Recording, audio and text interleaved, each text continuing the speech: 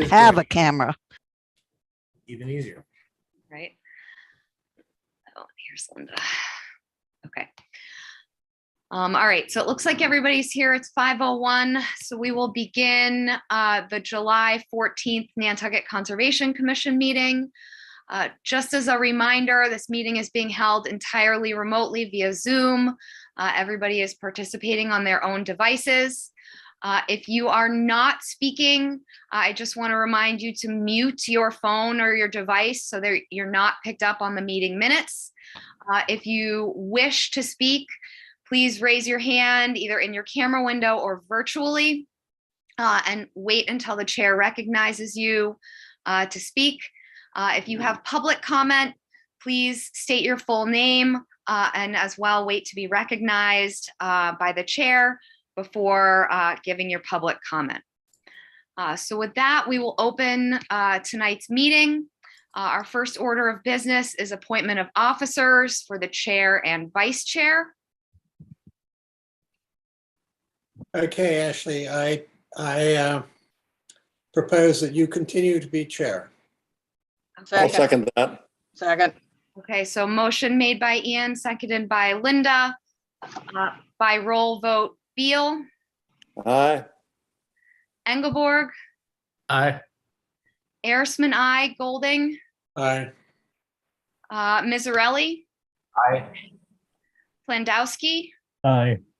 Williams. Aye, and I told you you were going to be chairman for life. Oh boy, that carries unanimously. Seth, I'll move to appoint Ian Golding as vice chair. all right, Mark. I'll second that. Okay, so by roll vote, Beal, Aye. Engelborg, Aye. Arisman, I, Golding, Aye. Mizzarelli, Aye. Plandowski, Aye. Williams. Aye. All right, that carries unanimously. That brings us to public comment on items that are not being heard on tonight's agenda. RJ Turcott. Thank you, Chair Arisman.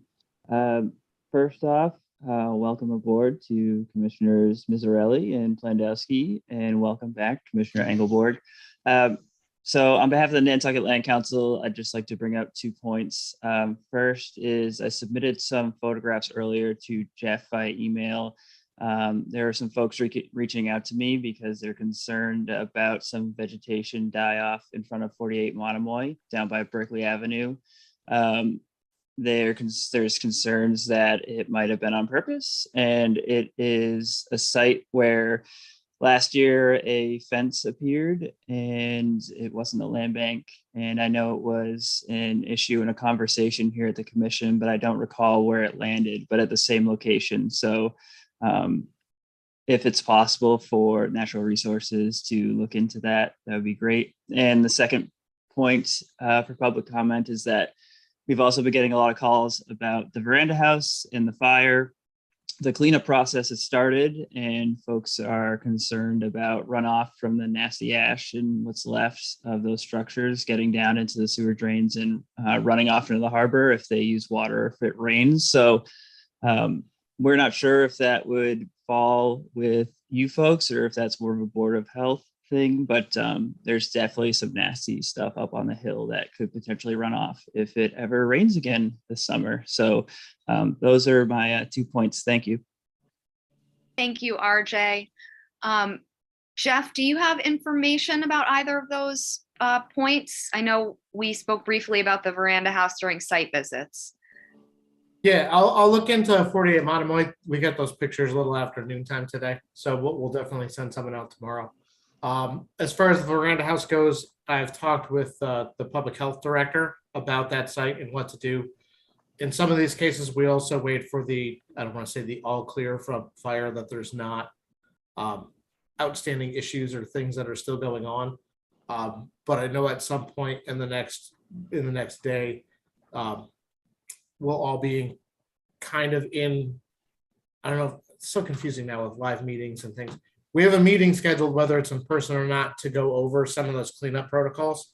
So I'll definitely be in attendance and I'll send around comments that we receive after the fact about that, but I'll definitely relay the concerns that we're concerned about. Things getting into the stormwater system, things just running downhill and getting into the harbor and keeping that site as contained as possible. So I'll let you know how that goes, but we're just getting to the point of having that kind of organizational meeting on that site. Thank you, Jeff. Ian, I see your hand up. Oh, you're muted. Sorry. As an aside, I heard that, I think the figure that was mentioned was 1.2 million gallons of water was used to put the fire out. So a lot of water. Yes, a lot of water and discharge to those storm drains that go right to the harbor. So hopefully Jeff will have a good update for us. It's unfortunate in those emergency situations that, you know, there's not more we can do. So it doesn't appear that there's any more public comment. So I will go ahead and read through tonight's continuances. Under notices of intent, we have 13 Commercial Street LLC at 13 Commercial Wharf, continued until July 28th. We have Brant Point Club LLC at 6 and 8 North Beach Street and 4 Dolphin Court, continued until August 11th. We have NBB Fuels LLC at 6, 11, and 12 New Whale Street, continued until July 28th. And then we have Town of Nantucket, 98, 100, and 104 Washington Street, continued until July 28th. Under amended orders of conditions, we have Phillips Trustee at 19 East Tristram's Avenue, continued until July 28th. And I believe that's all for our continuances. So we will open it up tonight with Lariman Dynasty Trust at 18 Washing Pond Road. And they are requesting a withdrawal. Do I need to make that motion, Madam Chair, without prejudice? Someone would need to make that motion, yes. I'll make that motion to allow Lariman and 18 Washing Pond to withdraw without prejudice. Is there a second? Second. Seconded by Mike. Mark, did you have a question? I did have a question. What does without prejudice? Remind me of what without prejudice means. They I know can the come term, back but- when they want to. Linda, I wasn't asking you. I made the motion. I wasn't sure. No, I'd like to ask Jeff. Jeff, what does without prejudice mean? Yeah, it just means they can come back, whenever they want on the same application. They're not subject to things like the rehearing limit or anything like that. It's just, It's it's like it never happened. It jogs my ancient memory. Thank you, Jeff. Ian, So does this mean they won't be presenting tonight? they are listed on a later agenda item. So, Jeff, yeah, Madam Chair. So what happens, right? Let me just explain what's happening so that way it makes sense for everybody. Is there had been an open application, the SE 48, 35, 34 for the 18 Washington Pond Road project. That project had been heard more than 2 times. So Mike and Joe, being new, wouldn't have been eligible to participate in that hearing. So what the applicant is choosing to do is withdrawing that previous filing under SE 48, 35, 34, and they have filed a new application which required new abutter notification, new advertising in the newspaper. And so it's like a brand new application. It allows for participation of all of the commissioners, and it's essentially like starting an application brand new. So that's what they're choosing to do. That's why we kind of separated on the agenda, just to try to make it separate and not confusing for everyone, even though it's kind of confusing. So I will tell you right now, a couple of the other withdrawals that we'll see tonight for like 12 Pond Road and 20 meter, we'll see back at some point here in the near future too, kind of for that same purpose. thank you, Jeff. Thank you. So the motion was made by Linda, seconded by Mike. So by roll vote, Beal, Aye. Engelborg, Aye. Arisman, I, Golding, All right. Mizzarelli, Aye. Plandowski. Oh, you're muted. Aye. Williams. Aye. Right, that carries unanimously. And that moves us to Kane at 12 Pond Road. This is also a withdrawal. I'll make the same motion without prejudice. Okay, motion made by Linda. Is there a second? Seconded by Seth.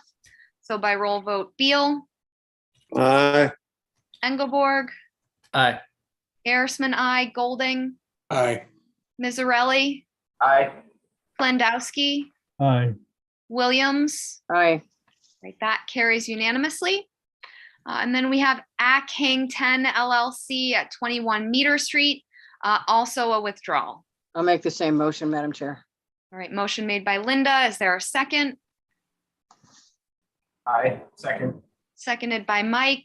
So by roll vote, Beal, Aye. Engelborg, Aye. Arisman, I, Golding, Aye. Mizzarelli, Aye. Plandowski, Aye. Williams. Aye. All right, that carries unanimously. Thank you, everybody.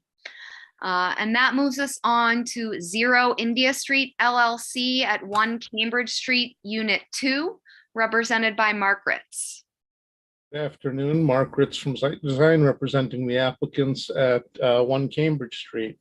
What you have before you this afternoon is an application to elevate and slightly reconfigure the existing building that's on site. It's going to be brought up first floor elevation from 7.7 to 9.2 to get it out of the flood zone.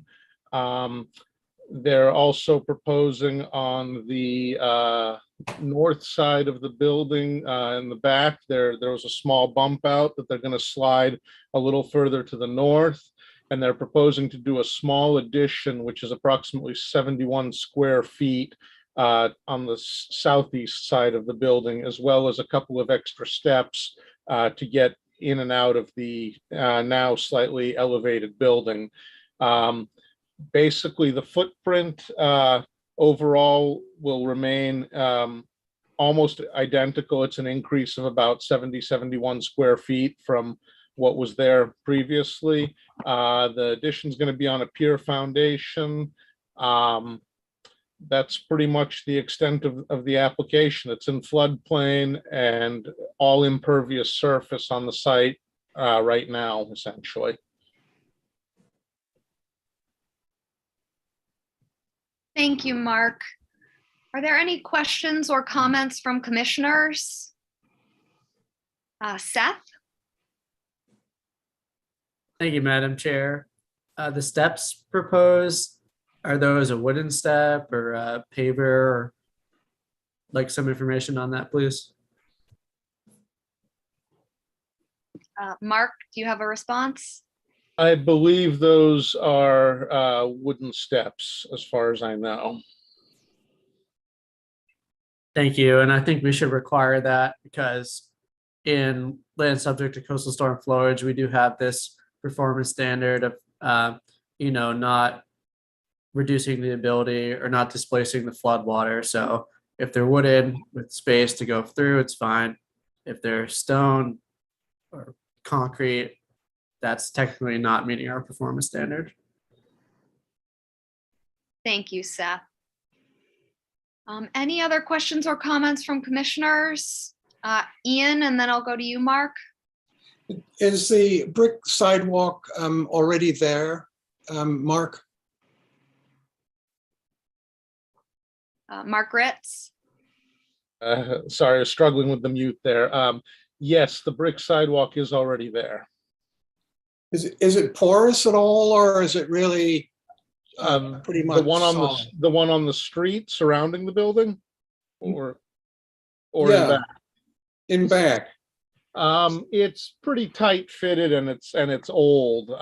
So it's probably, lightly porous, but the bricks are, there isn't like a, a 1/4-inch gap or anything between them. It's pretty close fitting. And it's going to remain untouched? That is on the other property, so it's remaining untouched. This is two lots. There's a Gotcha. lot line running diagonally between them, so that's staying untouched on the other property. Thank you. Mark Beal? I'm good, thank you. It was been covered. Okay. Any other questions or comments from commissioners? If not, I'll open it up for public comment. Does not appear that we have public comment on 1 Cambridge Street. Jeff, do we have everything we would need to close? Yes, you do.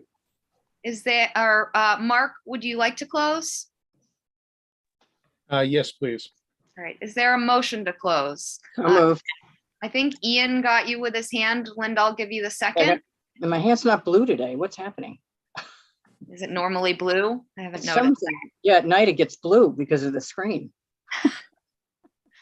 All right, so motion made by Ian, seconded by Linda by roll vote. Beal, Aye. Engelborg, Aye.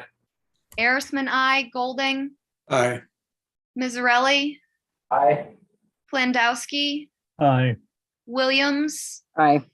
All right, that carries unanimously. Thank you. Thank you. And that moves us on to Frost Daisy Field Trust at 74 Madaket Road, represented by Mark Ritz. Madam Chairman, question before I move on. Yes, We closed the hearing. Did we vote in favor of it? Or we just not, we do that at the end, right? we do that at the end, yes, for orders of I was at condition. ZBA today, so it was just like a whole different ballgame. Yeah. So we'll discuss that later. Good Yeah. question. So Mark, go ahead at 74 Madaket Road. Once again, Mark Ritz from Site Design, representing the Frost Daisy Field Trust at 74 Madaket. You're going to have two in a row that are very similar, 74 and 76. Both of these properties were part of a 4-lot subdivision that was done a number of years ago. They went through an extensive review process with the commission as well as with Natural Heritage. There was a Natural Heritage set-aside area that was roughly comparable to the 50-foot wetland buffer that was left to be native vegetation on these properties. 2 of the 4 lots have since been built and developed, and these are the 2 lots that are in between those other 2 lots. They did not construct them in time prior to the expiration of the orders, so we're basically back in front of you with the exact same plans that were approved during the previous process, just requesting that the house, pool, cabana, other amenities be approved. Everything is outside of, every structural component is outside of the 50-foot buffer. Most of the, on this lot, all structures are outside of the 50-foot buffer, and a good portion of the 25 and 50-foot buffers are left as native vegetation. We permitted these all originally as one project, so we had greater than 50% of the 25 to 50-foot buffer for all 4 lots at the original permitting. So this lot, it does meet that 50% requirement, but it's a little tighter on this lot than it is on some of them, because we had come in and, you know, discussed the entire 4-lot development kind of as one cohesive subdivision. But basically, this is a re-upping of what was previously approved. There's a little bit of grading inside the 50. All structures outside of the 50, and the majority of the development is outside of the 100 with the house and driveway and septic. Thank you, Mark. Are there any questions or comments from commissioners?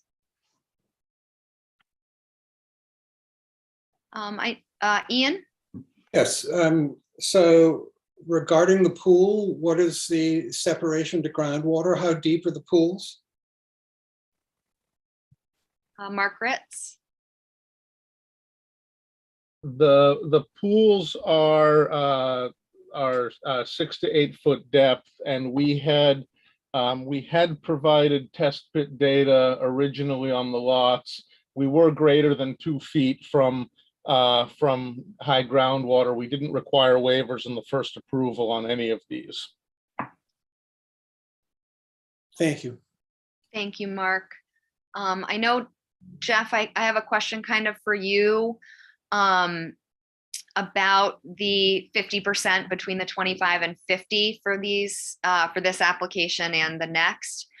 Is this something we would just put in our findings that they have kind of met that criteria and can't exceed, you know, what's proposed in any future projects? Well, like on this one here, they're proposing some grading, but they're not proposing any work in between the 50 and the 25. Okay.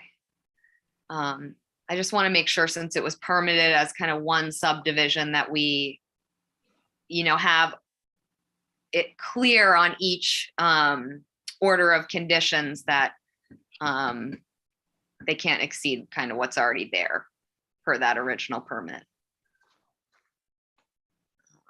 I can think about it while we're thinking about it, but Okay. I don't necessarily think it needs a specific finding because it's part of the performance standard and Okay. would require a waiver to do different from that. But I'll see if I can't think of a finding while we're going through these. Okay, thank you. Or just a, you know, condition for them. Seth? Thank you, Madam Chair. So to Mr. Ritz, it sounds to me that an updated delineation and updated test pit were not done. You're just using the old data. And when is the old information from? The project was permitted approximately, I believe, 4.5 years ago. Site conditions have remained identical. The wetland that's towards the south side of the property has not expanded any. We did do a visual inspection. Our wetland flags are still up in the same places. There's really been very little change, with the exception of previous mowing and maintenance that had been done close to the 25 and 50-foot wetland buffers aren't being done anymore. So that area is now much more robustly vegetated with native vegetation than it had been previously. But you know, we didn't redo the delineation, but we did check it to confirm that you know, the line is about where it was 4.5, 5 years ago. Any other questions or comments from commissioners? Jeff? Yeah, I was gonna say, with any of these filings, even older stuff, we do go back out and reconfirm those wetland boundaries too, and we're able to recover those flags and don't feel that they're inappropriately placed. So I think we feel confident that that delineation is still correct. Thank you, Jeff. So if there's no other commissioner comment or questions, I'll open it up for public comment.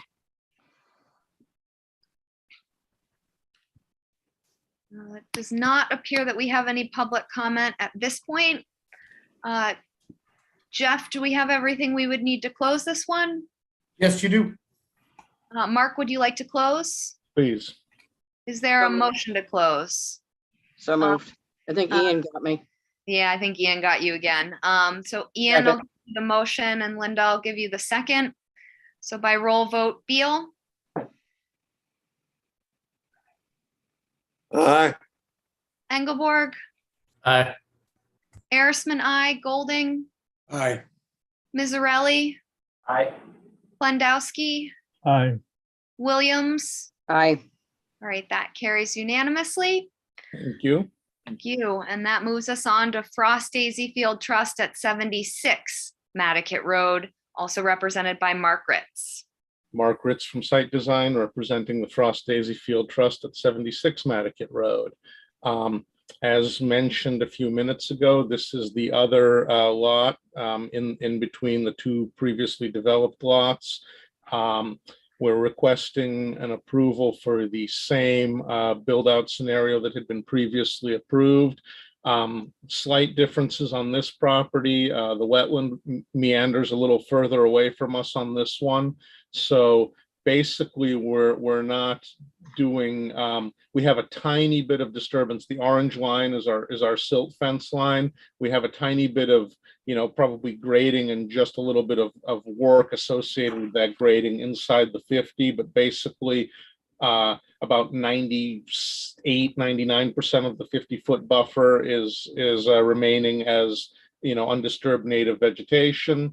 On this one, only a small corner of the pool is within the 100-foot jurisdiction, and the proposed secondary dwelling is in the 100-foot jurisdiction. The rest of the development is outside of jurisdiction. As with the previous property, we had a test pit shown on, it's located in kind of in the middle of the secondary dwelling. We are outside of the 2-foot separation for the bottom of the pool. We didn't require a waiver last time either. Basically, essentially the same as the one we just went through. So with that, I'll be happy to answer any questions. Thank you, Mark. Are there any questions or comments from commissioners? Ian? Yes, thank you, Madam Chair. So where the grading is going to take place, is that going to be replaced with native grasses, or I guess I should defer to Mike or to Seth on this, but and I guess I should have asked it for the last one too, but I was too slow on the uptake. In this case, the only grading that we're proposing is that bold 15-foot contour that just touches the 50-foot wetland buffer behind the secondary. And we, where we have our silt fence line shown, we're proposing to do landscaped and lawn area up to that silt fence line, but not beyond. So it'll be just that small portion between the orange silt fence and the purple 50-foot buffer that will be lawn vegetation. The rest of the 50-foot buffer and even a portion of the 100-foot buffer beyond that silt fence line will remain as native vegetation. That silt fence line coincides with the line that Natural Heritage requested be left on site as native vegetation for Harrier hawk habitat. Well, great. Thank you. Thank you, Madam Chair. Thank you. Mike, I saw your hand up, and then Seth, I'll go to you. Yes, I just had a question, Mark, that the pump tank, I should have asked on the last one too, but could you just explain the pump tank? There's a 1,000-gallon tank there. That's just the septic pump chamber where sewage from the secondary dwelling will go into that tank and then be pumped through the force main towards the tank in front of the main house, and then from there out to the sewer in Madaket Road. Okay, thank you. Seth? Sure. In reference to Ian's question, if I may. So I think pretty much every project that we're permitting these days, we're adding a condition in order of conditions that say no native or only natives, no cultivars within the 50-foot setback. So I believe that will be in this order too. Thank you, Madam Chair. Thank you, Seth. Any other questions or comments from commissioners? Looks like no, so I'll open it up for public comment.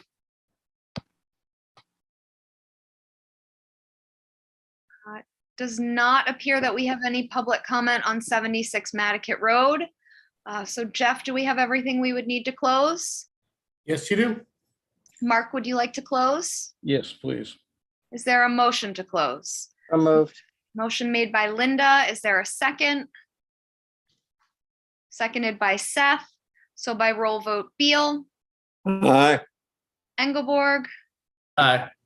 Arisman, aye, Golding, Aye. Mizzarelli, Aye. Plendowski, Aye. Williams. Aye. All right, that carries unanimously. Thank you. Thank you, Mark. And that moves us on to ARAC LLC at 14 Gosnold Road, represented by David Haynes. Good evening. How are you all tonight? Welcome to the new members and welcome to the old members. Thank you. This is a notice of intent for basically construction of a swimming pool, realignment of a driveway, and some landscaping within the 100-foot buffer zone to a bordering vegetated wetland. The wetland is mostly is off-site to the south, and it consists of a wet meadow surrounded by a shrub swamp. There is an existing shrub buffer in there along that southern property line. The swimming pool will be constructed outside. All structures will be outside of 50 feet. And the 25-foot will be maintained, and actually the 50-foot will be slightly reconfigured, but actually a lot of the lawn area within between 25 and 50 will be revegetated and allowed to naturalize. The proposed pool does to limit the grading within 50 feet. We are proposing a retaining wall along the edge of the pool.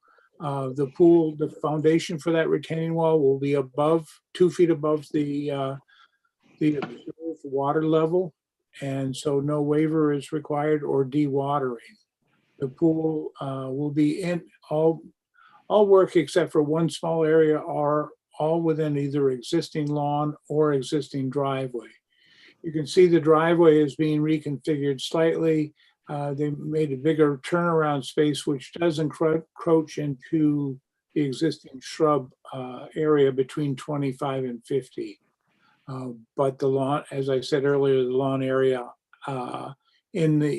much of the lawn area between 25 and 50 will be allowed to revegetate with a combination of low bush blueberry,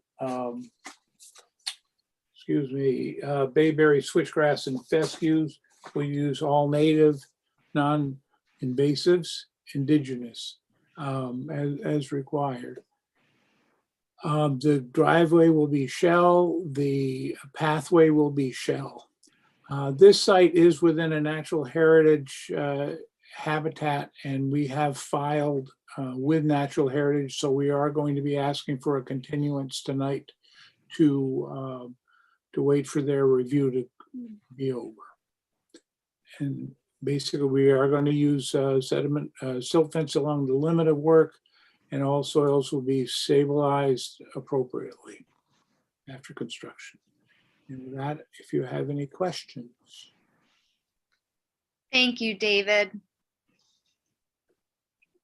Are there any questions or comments from commissioners? Mike, I saw your hand up and then the screen switched. So anybody else, you'll have to raise your hand again for me. Question for David. So the proposed driveway runs kind of close to the 25-foot. Is there an edging that's proposed for the driveway? You answered the shell question and the vegetation question, but is the driveway surface itself held at all? I will find that out. Or what are you thinking, like a metal edging to keep the shell where it is? Yeah, just with the heavy rains we've been having, something just to keep the probably like 4x5 steel is fine with me. I don't know if anybody else feels strongly about that. You can do that if you want it. I understand the concern. Thank you. Thank you for bringing that up, Mike. Seth, I saw your hand up. Thank you, Madam Chair. I had the same concern as Mike, but I'm going to propose a different solution. On the southern part of the driveway, I also agree that there's a high probability of washout into the very close to the 25-foot buffer there. But I think that the type of metal edging you're talking about might meet the requirement or might meet the characterization of being considered structural under our local bylaw. So instead, I would prefer to see some type of planting, maybe a combination of a split rail fence and planting, because I think that the metal edging, even if it's buried under the ground, would be considered a structure. Thank you, Seth. David? I could suggest maybe we do a very low mound along there and replant it as necessary. That way it's an earthen structure and it would contain the water in the driveway so it maximizes any infiltration. And then I think that accomplishes what everybody wants.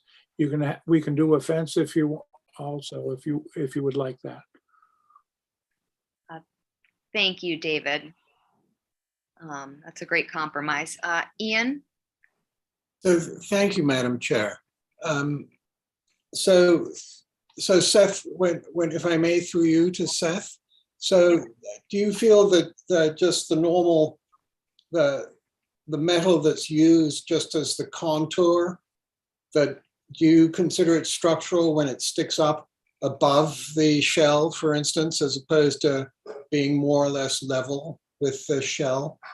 So I'm not sure have we discussed this before? It's an interesting subject. It hadn't occurred to me. We've If made I it- may, Madam Chair. Yep, go ahead, Seth.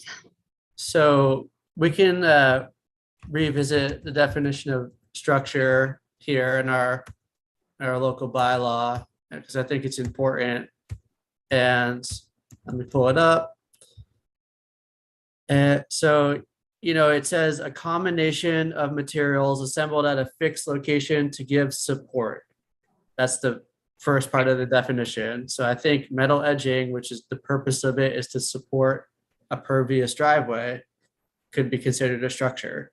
I think it could be considered a structure whether it's above ground or below grade, because it's impeding, hydraulic flow and providing support to that driveway system. Thank you, Seth. I guess that's answered my question. Thank you, Seth. Thank you, Madam Chair. Thank you. I think we've skirted around driveway edging before, but never kind of hit it so clearly. No pun intended. Yeah. Any other questions or comments from commissioners? Not, we'll open it up for public comment.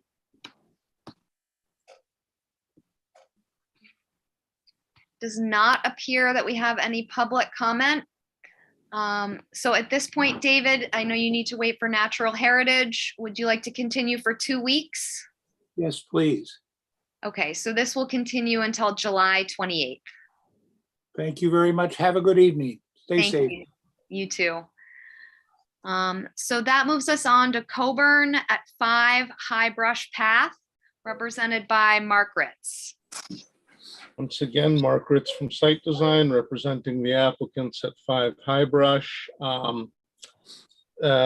I'd like to start off by clarifying something. I guess we had a typo on our plan. The structure labeled as existing guest house on the northern upper portion of the plan it's actually a garage with, I think, some kind of worker storage space above it. So it was mislabeled on the plan. We can correct that in a final plan. These things happen from time to time. That said, the project before you is fairly straightforward. We are requesting 3 things. A small overhang on the wetland side of that existing garage, which is well outside of the 50-foot buffer. An outdoor shower and plumbing connection for that outdoor shower on the back side of that garage. Also well outside the 50-foot buffer, probably about 75, 80 feet from the wetland. And then the main portion of the project, which is a septic upgrade. So we are proposing 2 septic tanks outside the 50-foot buffer to the south of the house, which will pump through a force main to a leach field in front of the house outside of the 100-foot buffer. the existing dwelling is currently being renovated, but it's all internal renovation. There's no change to the exterior structure or the decks or other stuff currently. So that's not before you. And they're not proposing to change any of the current landscaping or anything else, any other alterations on the site, just that septic upgrade with the 2 tanks, the shower and the overhang. And with that, I'll be happy to answer any questions. Thank you, Mark. Seth, I see your hand up. Thank you, Madam Chair, and thank you to Mr. Ritz for the clarification on the secondary structure. I'm still a little bit confused by the plan, though. You're saying now that it's proposed as a garage with storage space, which I think may be preferable to some of our interests from what was previously proposed. But now you're proposing an outdoor shower on that secondary building as well, while the main house already has an outdoor shower. I don't really see the need for 2 outdoor showers on the same site servicing the same home. So I'd like to see that removed. Thank you, Seth. Mark Ritz. I mean, the applicant has requested a second outdoor shower, as far as I know. Many have been permitted. This one is well away from the wetland. It's very unlikely that there will be runoff across 80 feet plus of vegetated area between the shower and into the wetland. You know, they'd like a shower. Now, in terms of that building is existing currently, in terms of it being used as a secondary dwelling, it's our understanding that that's not permitted under this neighborhood association or whatever, you know, documentation is there. So that's a wholly, you know, that's an issue outside of our control. The building is there. We're only proposing the shower and the overhang, and the applicant would like a second shower. So and I don't really think that second shower will have significant additional adverse impacts to the wetland over 80 feet away. Thank you, Mark. Seth, I saw your hand back up. And then Mark Beal, I'll go to you. Yeah, thank you, Madam Chair, and thank you, Mr. Ritz. I understand, and I don't want to drift into questions beyond our purview, but I do think we definitely need the plan updated and clarified to show exactly what the use of the structure will be, because it certainly appears that there may be some concerns that might not be Concom concerns, but concerns about that structure. So I appreciate you being willing to provide updated plans. Yeah, but just to clarify, that building is there. We're not proposing to change that, you know, that building. We're not proposing a new building. So it's there, and a small portion, about 25% of it, is inside the 100-foot buffer. We're not proposing to reconstruct, expand, enlarge that building footprint. As far as I know, typically for structures inside the 100, this particular board is more concerned with the footprint and impact to the buffer zone rather than what the building is specifically used for, but we'll certainly update the plan. Thank you, Mark. Mark Beal. Thank you, Ashley. Question from Mr. Ritz, if I may. Mark, has their septic system failed? Their septic system, I'm not sure if it's failed. I know it's an older system. I know that they are, because of the renovation they're doing inside the existing main dwelling, I believe that internal renovation may include an increase in bedrooms, or house space is configured and may be considered as potential bedrooms by Board of Health regulations. So they are wanting to update and expand and modernize, you know, what is a pretty old system. I think the existing system is 20 plus or close to it. So I don't believe that it's actually failed, but it is an older system, and they'd like to upgrade it outside the 100. Thank you, Mark. Linda, I see your hand up. I'm gonna go back to that septic question through you, Madam Chair. Yeah. It's my understanding this is a relatively recent sale. They would have had to do a Title V report on that septic system. And if it's over 20 years old, because I'm at the Board of Health all the time, then they would have had to upgrade the system to probably an IA system. But you don't have any information about the septic viability? Margaret? I unfortunately do not. Dan does the septic designs. And I'm not sure exactly what the rationale, but I know it is an older system, so it likely was a required upgrade. Because it's definitely, when we were digging the test pits, we uncovered part of the old system, and it is definitely a system that has been around for a while, and they're looking to put in a new basically a new modern system that'll deal better with waste. Is it entirely outside the 50? The leach field is entirely outside the 100. Only the tank and pump chamber are inside the 100 and entirely outside the 50. Okay. Thank you. Mark, I don't necessarily want to dwell on that garage structure, but is it already serviced by plumbing?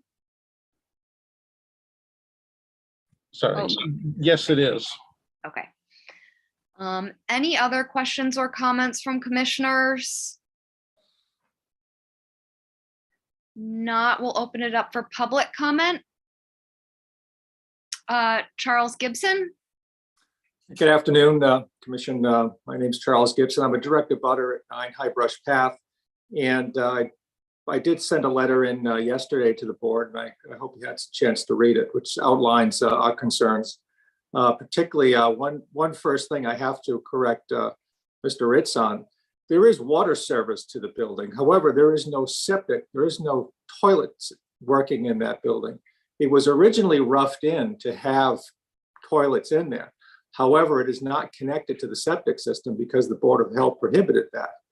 They tried to convert it into a habitable space when it was constructed in late 2002. And the Board of Health stopped that. Basically, the Homeowners Association has an interest in preserving the neighborhood here. And, secondary dwellings, as you are aware, are an issue throughout the island. And I know you're concerned about what's within your purview of the commission. However, as I stated in my letter, the commission had a great deal of input into the design of the Austin Farms subdivision with the planning board. The commission actually laid out all of the septic systems and all of the building envelopes for the houses in 1985. So I believe it is within your purview to maintain what you had already established historically for this neighborhood. And I think it's worked out very well for the neighbors here. The new owner of 5 High Brush purchased the property. And as Ms. Williams has stated, it did pass a septic inspection. The septic system is working. There is, if you notice on the proposed plan now that purported to be corrected, is just a garage. There is a sewer line shown on their drawing to connect that building to the new proposed system. And I'd suggest that, again, it's just another end way around to make that a habitable space. The Board of Health has been very emphatic that the number of bedrooms that are on the lot and authorized for that septic system are there, and that would be the end of it. So I'm not sure what the goal is now to do this new septic design other than to increase bedroom capacity. And increasing bedroom capacity is a burden on the watershed, a burden on the surrounding environment. It has a working septic system now, and it's been that way. It is an older system, but it hasn't failed. So why should we, the board, encourage intrusion into the setbacks to put a new system in? And I'll let the letter speak for itself about what, again, our objections are. The outdoor shower is shown on the plan, and it's within a building restriction easement that's not shown on the plan. I originally owned the lot with between my house and the neighbor, Mr. Ripka, and we split the lot. And part of that deal when we split the lot was that the zoning setback, which is normally 10 feet, I increased that to 20 for a building restriction. So that should be shown on the plan, and I believe any shower would be within that easement anyways. And one other thing, that when the commission allowed the creation of the garage, I did look at the original drawings for the 2001, I believe, when the commission approved that structure. They allowed some fill and the grade to increase, which did create a great deal of water runoff onto my lot. Again, it's in the yard, so it's not such a big deal. However, a shower then will be running down too, and soapy water coming down that grade would be not preferable at all. So I'd suggest that the commission just reject the proposal. And if it's you're so inclined to approve a portion of this, I would suggest that the commission strongly word in your approval that no septic or no toilets be connected into the garage space. If they want to use it as a garage and have some sort of outdoor shower there, that would be fine, but no toilets, no septic. Thank you for listening. Thank you, Mr. Gibson. And your letters were circulated yesterday, so I'm assuming everybody read those like I did. So thank you. Seth, and then Ian, and then Linda. Thank you, Madam Chair, and thank you, Mr. Gibson. Although I'm sensitive to what you're saying, I think some of the concerns really need to go to the Board of Health or the Planning Board. I do think that there are concerns that are relevant to our jurisdiction. For instance, in the condition of water runoff from a proposed outdoor shower, we could certainly write a condition to require the applicant contain all shower water on site. You know, that's within our wetland protected interest to make sure that we're not spreading polluted water into other properties. But there are things we can do, and then there are things that probably need to be voiced elsewhere. Thank you, Seth. Ian? Thank you, Madam Chair, and thank you, Mr. Gibson, for your letter, which is so detailed. And Seth has more or less taken the words out of my mouth, and I was wondering whether, in fact, we need town council to have a look at this. Because it makes me somewhat uneasy to be, in light of Mr. Gibson's letter, it makes me somewhat uneasy to be dealing with it until we have a firmer grasp of what can and cannot be permitted by us. Thank you. Thank you, Ian. I do, I do worry about blurred lines a little bit here with the wetlands regulations that we're responsible for, and, some of the other questions that I do think are more appropriate for Board of Health. Right. So what would you be asking town council directly, I guess? Well, whether they can have any water at all. Basically, I mean, it sounds from what Mr. Gibson has said in his letter that, that was supposed to be strictly a garage. Am I mistaken, Mr. Gibson? If I may ask through you, Madam Chair? Yep, go ahead. No, that's correct. And it's in your own approval back in 2002, I just looked it up recently, the original submission that the commission approved that garage. It's clearly noted as a garage. There's no plumbing, there's no water or anything shown on that original plan. And that wasn't a problem at the time. Yeah.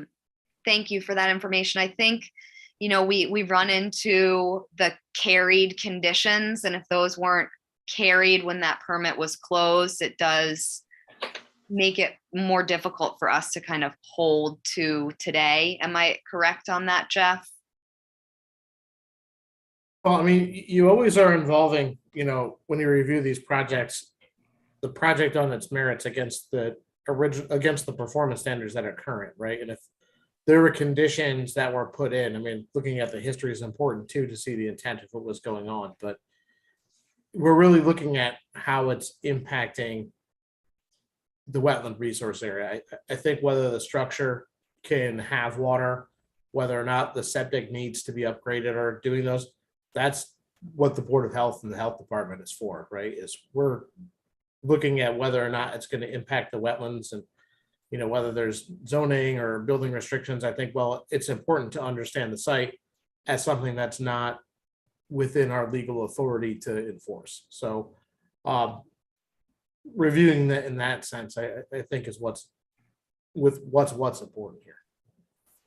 Thank you, Jeff. So Linda's hand had been up, and then Mark, I'll go to you, and Seth, I had seen your hand go back up as well. Yeah, I blurred lines, that I live in blurred lines with all the boards, but I'm leery about telling somebody they cannot upgrade to an IA system, which is actually going to improve anything that might impact the wetlands. But generally speaking, what they do to prevent the garages, they can have plumbing, they can even have a toilet in the garage under the code. What they generally put on the permits, whether it's Board of Health or Building Department, is not for human habitation. And I didn't know if the Concom, I read the draft orders, and I'm in favor of everything that's in there, but is it beyond our purview to say not for human habitation on that structure? I think we have before, you know, conditioned like that you can't have more people staying on site, but Jeff, I saw your hand go up. Right. If you're going to put a condition, right, we have a hard time under the act. If you're prohibiting a specific kind of use or uses, it needs to tie specifically to the interest protected by the bylaw and the regulations in the state act and their accompanying regulations. I think you would need some really detailed findings to go into why this board felt it important to make that prohibition, and how it tied to those interests. I think, Madam Chairman, through you, I think, Jeff, maybe it would be tied to the fact that they would, when you get an IA system, generally speaking, you get a bonus room, get a bonus bedroom when you put these high systems in. If I'm not going to vote against them getting a new septic system. I'm not doing that for anybody, but the septic system would increase the amount of bedrooms you may be able to have on a site. And given the way the Board of Health counts bedrooms, they could very well count whatever's over that garage. So if we actually put something in that says not for human habitation, they're going to be sort of limited to whatever bedrooms they have in the house, or the maximum allowed under whatever system they put in. So I just didn't know if we could do that as well as we do that at the ZBA, they do it at the planning board, and they do it at the building department with the things, and then Board of Health does it. I didn't know if we could just sort of piggybacks with that, with not for human habitation in that structure. Thank you, Linda. I think that's a good idea. I do worry, I guess we would have to kind of what Jeff was saying, tie that to a specific performance standard. You know, what would adding a bedroom there, you know, how would that be impacting the wetland resource areas? Is something we'd have to get to in our findings. So Mark Ritz, I see your hand up with a response. I know Mark Beal, I need to get to you. Seth, Ian, I see you as well. I always like to make things simple for the commission, especially in light of what I have coming in a meeting or two. But let's make this a little bit easier for the board. When we provide the revised plan, correctly labeling that existing garage, the outdoor shower, if it remains, will not be a jurisdictional feature, nor will the septic line from that structure. So what you will have before you as a commission to review is the proposed overhang on the backside of the existing garage and the proposed IA septic system upgrade, the 2 tanks outside the 50, the force main going to a non-jurisdictional leach field. So that will be the project once we get a revised plan to the commission for the next hearing for you to review. Thank you, Mark. I appreciate that. Mark Beal, I want to get to you. Thank you, Madam Chair. I'm a little fuzzy on whether or not we could, because a homeowner wants to upgrade their system. I hadn't heard Mark say AI, which is a very much an improvement. I thought he was going to upgrade, but that does change my tune a little bit. But if it hasn't failed and it's working and it passed the Title V test when they bought the house, I hate to have the disruption going on inside the 100-foot or within our jurisdiction of the 100-foot barrier, because he wants to, just because he wants to. Now, again, I'm with Linda, and I hate to turn down an upgrade, but I sense we're talking about more intense use of the property, which we can't control the homeowners association and what they do with their enforcement policies. But I know they say no second dwellings on the properties, as I recall. And they haven't told us if they're going to increase the number of bedrooms in the existing house. So it worries that they're trying to, and now Mark has taken away any of our control over the shower and the septic feed. So it almost doesn't pass the smell test when he's going to take those out of our jurisdiction. And I'm worried that we're dancing around a very fine line here. Thank you, Mark. Hopefully Mark Ritz can provide some more information about those, the septic test that was done for the next meeting. So we'll have more information there. Mr. Gibson, I saw your hand up, and then Mark Ritz, I'll go to you, and then back to the commissioners. Just a clarification, is this an IA system that is proposed? It is a Septitech IA system that is proposed. There is the tank closest to the 50-foot buffer is a Septitech tank, so it is a Septitech IA system. Mr. Gibson? Just again, I'm also an attorney, so is it an IA system? That's either yes or no. As far as I know, it is a Septitech IA system. We will update the plan for the next meeting. We can provide the second sheet septic detail, which actually, I believe we actually have provided it. But I can confirm that for the next meeting for you. So. Yeah, so Jeff has it up on the screen for everybody.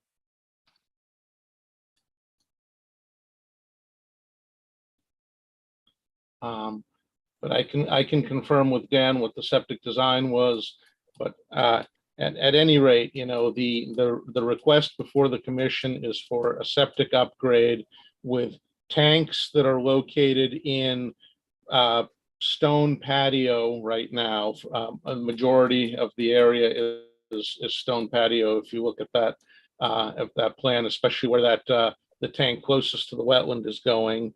And I don't believe I have encountered many instances where the commission has opposed a septic upgrade where the leach facility is outside of the buffer zone. Thank you, Mark. So Seth, you had your hand up, and then Ian, I'll go to you. Thank you, Madam Chair. And thank you, Mr. Ritz, for providing some updated material for the next meeting, because I don't read anything in the plan or the narrative that references Septitech or innovative alternative. I agree that any type of septic upgrade is beneficial, but obviously IA systems are more beneficial than others. So if we can get some update on that, that would be great. And then if you'll allow it, Madam Chair. So this is hopefully going to be not so complicated, but I apologize in advance if it is. I meant to bring this up in Commissioner's comment, but it's relevant to here, so I'll add it in. So I have a question for Jeff, a comment, and then a question for Mr. Ritz, if that's okay for you. Yep, go ahead. Okay, so to Jeff Carlson, so filing this permit, they need to file with us, but they also need to file with Board of Health and presumably some other boards. Is that correct? Yes, that is correct. Okay, so that brings me into something I've been meaning to say. I was going to say in Commissioner's comment, I might still elaborate in Commissioner's comment. But if you look at the Wetlands Protection Act, 310 CMR 10.05E, there's a requirement in that section that requires applicants to obtain and apply for all obtainable permits, variances, all obtainable permits, variances, and approval as required by local bylaw with respect to the proposed activity at the time that the notice of intent is filed. I know this isn't always the practice that happens on Nantucket. We have people who file with us and then file with the HCC later or file with Board of Health later. But the Wetlands Protection Act specifically says that all those permits are supposed to be applied for at the same time. And if they're not, we're not even actually supposed to open hearings. So I think that if there are other concerns like Mr. Gibson has raised, we do have some leverage. It's really not within our purview to tell them what to do about interior space, but it's certainly within our jurisdiction to make sure that those other boards have seen this at the same time we've seen it. So I think we need to be a little bit more cognizant and clear about that in the future and make sure that those other boards are reviewing the permits at the same time as we do. So we're not running into these blurred lines. It's actually very specific. Those boards do their job, we do ours all at the same time. And then we can make a decision based on the collective board's knowledge. Thank you, Seth. Ian, you had your hand up? I did, but basically Seth has stolen my thunder. And I'm very glad you were reappointed, Seth. Thank you, Madam Chair. Thank you. Sorry it took so long to circle back. Oh, not at all. All right, so are there any other questions or comments? Yeah, sorry, I missed my third part of the thing that I said I was going to say. So to Mr. Ritz, respectfully, have you applied or obtained those other permits that you would need? I do not know at this time. So thank you everybody for your thoughtful questions, comments, answers. We do have obviously some information about this application hanging out there. So Mark Ritz, would you like to continue for 2 weeks? Yes, please. Okay, so this will continue until July 28th. Thank you. Thank you. Thank you. Thank you. So that moves us on to Ferguson Holbert Avenue Nominee Trust at 50 Holbert Avenue, represented by Art Gasparo. Thank you, Madam Chair. I'm before the commission tonight with a notice of intent application for work within land subject to coastal storm flowage exclusively. And the proposal is existing residential lot to remove an existing structure and construct a similarly sized structure in close to the same vicinity. As you can see on the plan before you, the crosshatched rectangle is the one to be removed. There's an existing timber wall and some steps that are a bit aged out, and those will also be removed. And there'll be some new walls and steps that will tie to also some existing walls. So it's kind of really a redevelopment of the little area on this property. And again, it's going to comply with all requirements for the flood zone, and don't believe that there'd be any adverse impact on the interests protected by the commission, and that it meets the performance standards for land subject to coastal storm flowage. With that, I'd be happy to address some questions or concerns that you may have. Thank you, Art. Seth, I saw your hand up. Thank you, Madam Chair, and thank you to Art. I'm probably going to be saying this in almost every land subject to coastal storm flowage project that comes in recently or soon.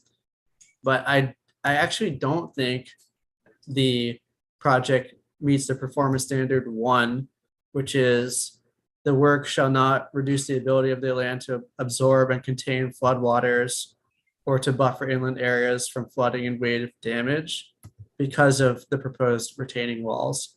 I know there's already retaining walls on site, but we're not reviewing what's existing. We're reviewing what's proposed. And those retaining walls are, redirecting water, reducing the ability of the site to contain water.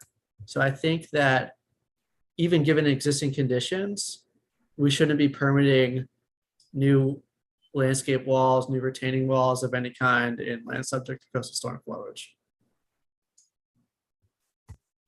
Thank you, Seth. Any other questions or comments from commissioners? Ian? Thank you, Madam Chair. So I was going to bring that up because I share Seth's concern.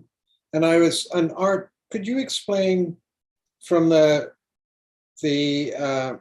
cross section, it seems quite a drop off to, I sort of thought that area was more or less flat. Am I mistaken or am I not reading this correctly? Through you, Madam Chair, it may be helpful if we could put the plan back up so that you could look. There's an awful lot of spot elevations on the plan. The existing driveway area, the road is what's low, down around elevation 4, and you can see that the house is all the way up around elevation 10, and the lot, the area around the house is around elevation 8, so it's a good 4.5 feet higher than the road, and that transition occurs from that driveway area, which is down at the road level, to come up to the yard level using, you can see on the plan, there's a set of steps that, leads from the road up to a walkway that services the house. And then the main house there's no work being proposed. And then likewise, there's a set of stairs that go from that driveway area to come up to the higher lawn area over adjacent to the existing garage. And if we could also, it may be helpful to go to the next sheet down, which is the architectural plan. And if we could scroll over, Ben did a nice job here, I think, so that in one shot you can see both what exists and what's proposed. And what we're really doing is getting out of the zoning setback there by shifting the structure over. If I could, while I'm talking, Madam Chair, I would also like to address Mr. Engelborg's comments, which I see the point in terms of, and understand how where the commission has held a very strict standard with respect to no fill being allowed within land subject to coastal storm flowage. I think when we also have to look at every site at the individual conditions. And I think when you look at this site, you can see that it's really a shift for the most part.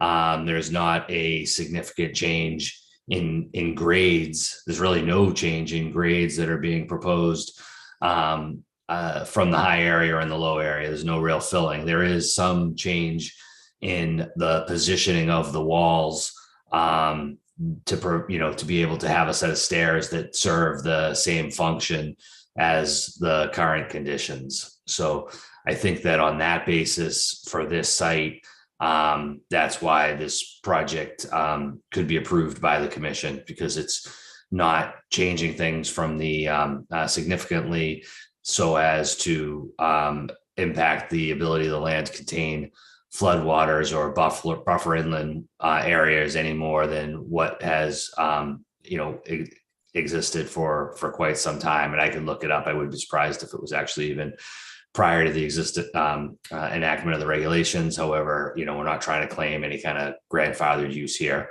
It's to really to rebuild a structure that's out of the setback, serving a very similar function. Thank you, Art. Jeff, could you stop the screen share? Thank you. Seth, I see your hand up. Thank you, Madam Chair. If I may respond to Art. Yep, go ahead. So Art, I respectfully hear what you're saying. And I do think that each site needs to be evaluated on its individual merits. But despite what exists there now, reconfiguring and adding those walls does change the ability to contain that floodwater. So I think that is something that should be a waiver should be requested for, and then we could discuss the merits on the basis of that. If you want to request it, or I guess the commission can grant it without your request. I think if we have a performance standard that says something, the application is not meeting it, that's logistically how we need to go forward with the process. I see the house being elevated. Obviously, the floodwater is going under that, and if you had something like a set of plants, water is going through that. But retaining walls, they're definitely doing adverse impact to performance standard 1. Thank you, Seth. Linda? I appreciate what Seth is saying, but I know this property really, really well. And I don't know if everybody got down there to take a look at this particular, it's kind of an unusual anomaly on the south side of Holbert Avenue. This is on a small ridge that's there. There's a couple of them that are up really high compared to everybody else over there. It's kind of weird. But I've known these retaining walls, and there's another one not too far from there. And it might be advantageous for people to actually go take a look at the difference between where the house level is and where this garage is, down at the bottom, and how the retaining walls sort of fit into that bank. I appreciate obviously, I always appreciate people coming out of setbacks, my zoning background. But I think it would be very effective if people actually went down there before the next meeting, if it goes over to the next meeting, to take a look at exactly how this whole thing is integrated into how far the house is raised out of the ground on that hill. Thank you for that suggestion, Linda. As far as I know, I know we didn't go for an organized site visit there, so I'm assuming most commissioners are not, overly familiar with this site. So thank you. Any other questions or comments from commissioners? I know, Art, I just had one. Do you have a comparison, like a square area of current retaining wall versus what is proposed, just so we could kind of look at that? And then a second question, because it's skipping my mind from when I reviewed this, is the roof runoff for the structure being collected? Through Madam Chair, I don't see gutters on the architectural drawings, but I could confirm that with the architect. And I could also do the calculation, and I was hopeful that we might be able to close this up today, but if the commission's not comfortable with that, then we can request a continuance and get you that additional information. Okay, thank you, Art. I appreciate that. If there's no other commissioners' comments or questions, we'll open it up for public comment. Does not appear that we have public comment on YouTube.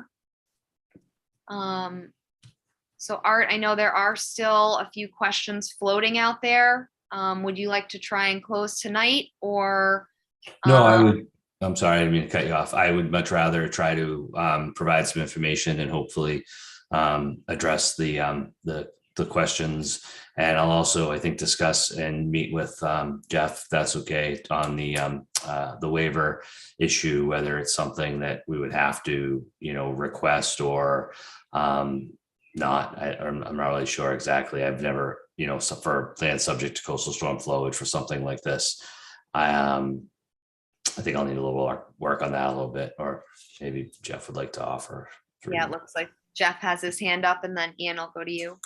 Yeah, no, I'm always happy to help with any application for folks. I mean, I guess just my insights on the project, if people are interested in why some of these things didn't come up before, and maybe it's just me misunderstanding the project or misreading or after the discussion kind of going forward.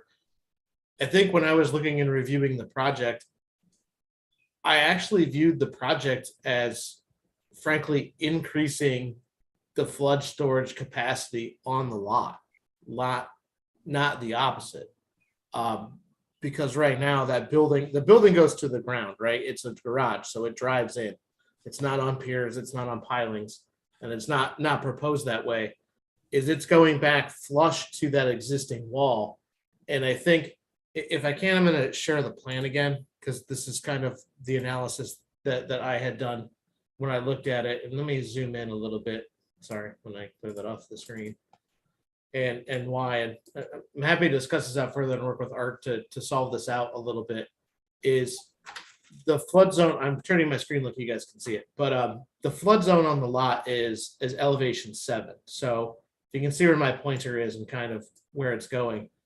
This is the elevation on the lot that the flood waters would get to by the flood zone, and then 8, and then this area out here around the house is outside. The wall is essentially creating a pit on the lot. So if those walls weren't there and this wasn't constructed, I guess the way I was viewing it is if that 7 and 8 carried across or even sloped down to the 6.5 and 6.7 that are outside the wall, is the flood zone would be coming here. With the building moving back flush to the existing retaining walls and leaving, that area would be increased or lowered in elevation to the 4 to come in. And with the building pulling back into the area where it's outside of the flood zone, I think I was viewing it as that area was increasing. And while I would 100% agree that new retaining walls on sites would normally behave that way, I think if you remove the retaining walls and ran the contours consistent with the ground elevations across, you would overall decrease the lot's flood storage capacity, because where it's like 4.5 here would be closer to 8 with the other surface elevations and where the existing contour is. So it is something we looked at, and I know that was kind of a dizzying explanation, but when I looked at it originally, that's how I kind of viewed it. Thank you, Jeff. Those are good points. Could I expand as well on that, Madam Chair? Yep, go ahead. So, and that actually, I'm sorry, I missed that earlier. And if it would be possible to put that plan back up, the proposed steps aren't actually even in the flood zone. Now just realizing it, because I suppose that there would be a point where a portion of the water that would come into the steps to where you reached that elevation 7, but the second half of the stairs, anything that's above elevation 7, wouldn't be in the land subject to coastal storm flowage. So they're probably only even half within the jurisdiction. And I think we're getting, very, very fine point here with respect to, essentially the flood zone and land subject to coastal storm flowage. It's sort of like the bulkheads being coastal banks, right? It's running along the face of that wall. Because you can see on the plan where the top of wall elevations are shown at 7.4 and then 8.4. So the flood zone actually doesn't even reach that southerly portion of the face of the wall. And so, and to the point that Jeff made, if you look at the crosshatched area that's within the driveway now, that's going to become all available flood storage that otherwise was blocking the water. So I think that the exact area of the structures of the steps, I mean, I can still continue and calculate if you would like me to, but with this sort of further insight, I think that and looking at it a little closer, I think that it's, quite clear that it's actually an improvement in terms of flood storage capacity because of that rectangle near the 4-4. Thank you, Art. And I know, Ian, your hand had been up earlier. Do you still have a question, comment? No, it's been answered by the elevations, so thank you. Okay. Seth? Thank you, Madam Chair. Thank you, Jeff, and thank you, Art. And I'm persuaded by the discussion of the elevations. I do think, I was concerned about the northeast corner where you're still in 6.7 for that proposed retaining wall, but I guess if water comes up to there, it's just going to hit it and go back into the lower area where it'll infiltrate there. So I actually will change my mind and think that this project would be permissible. Thank you, Seth. I would agree based on the recent comments that it actually does maybe improve the site. So at this point then, Art, given kind of the shift in our discussion, would you like Thanks. I would like to close, please. Okay. Linda, are you making that motion? Sam, Okay, motion made by Linda. Is there a second? Seconded by Mike. So by roll vote, Beal, Aye. Engelborg, Aye. Harrisman, I, Golding, Aye. Mizzarelli, Aye. Plendowski, Aye. Williams. aye. All right, that carries unanimously. Thank you. Thank you, Art. And that moves us on to Lariman Dynasty Trust at 18 Washing Pond Road, represented by Mark Ritz. And I know we also have Dan Bailey on for this one. Good evening, Mark Ritz from Site Design, joined by Dan Bailey, representing the applicants at 18 Washing Pond Road. The application before you is to reconstruct a timber groin, which was damaged in a January 2022 storm. I'd like to go through the history of the site briefly. The existing bulkhead and groins have been on this site since circa 1975. There have been a number of previous applications made to the commission that referenced those dates and provided that information, and that time frame has been previously accepted by the commission and is on record in commission files. Is that a fair statement, Jeff? Through Madam Chair, if I could ask Jeff Carlson to confirm that for me if possible. Yep, go ahead, Jeff. Yes, we have all of the old files and they're available digitally in our public record, yes. So based on that, because these structures themselves, the groins and the bulkhead, they have been obviously, since their initial construction, they've been repaired, they've been maintained, they have been before this commission several times for some minor reconfigurations and some updating over the years, but these structures have been on site since approximately 1975. And as such, the groins and the bulkhead predate the wetlands protection regulations and the town of Nantucket bylaw regulations. And we maintain that they are therefore grandfathered structures. I would also like if Jeff could please put up the starting at page 140 in the packet I provided. And yes, I apologize for a packet that was 147 pages. But if Jeff could please share that screen with the commission. I have assembled a short series of aerial photographs from the Nantucket GIS website. The first photo here is the site as it appeared in 1998.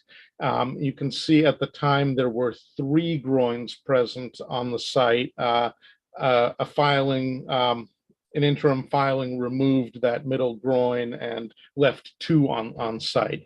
But what you can see in this photo is that there is a beach seaward of the bulkhead and surrounding the groins. And in fact, the eastern groin probably has enough beach that you could walk around the seaward end of the groin with just barely getting your feet wet, probably not much above the ankles in this case. If Jeff could scroll down to the next page, please.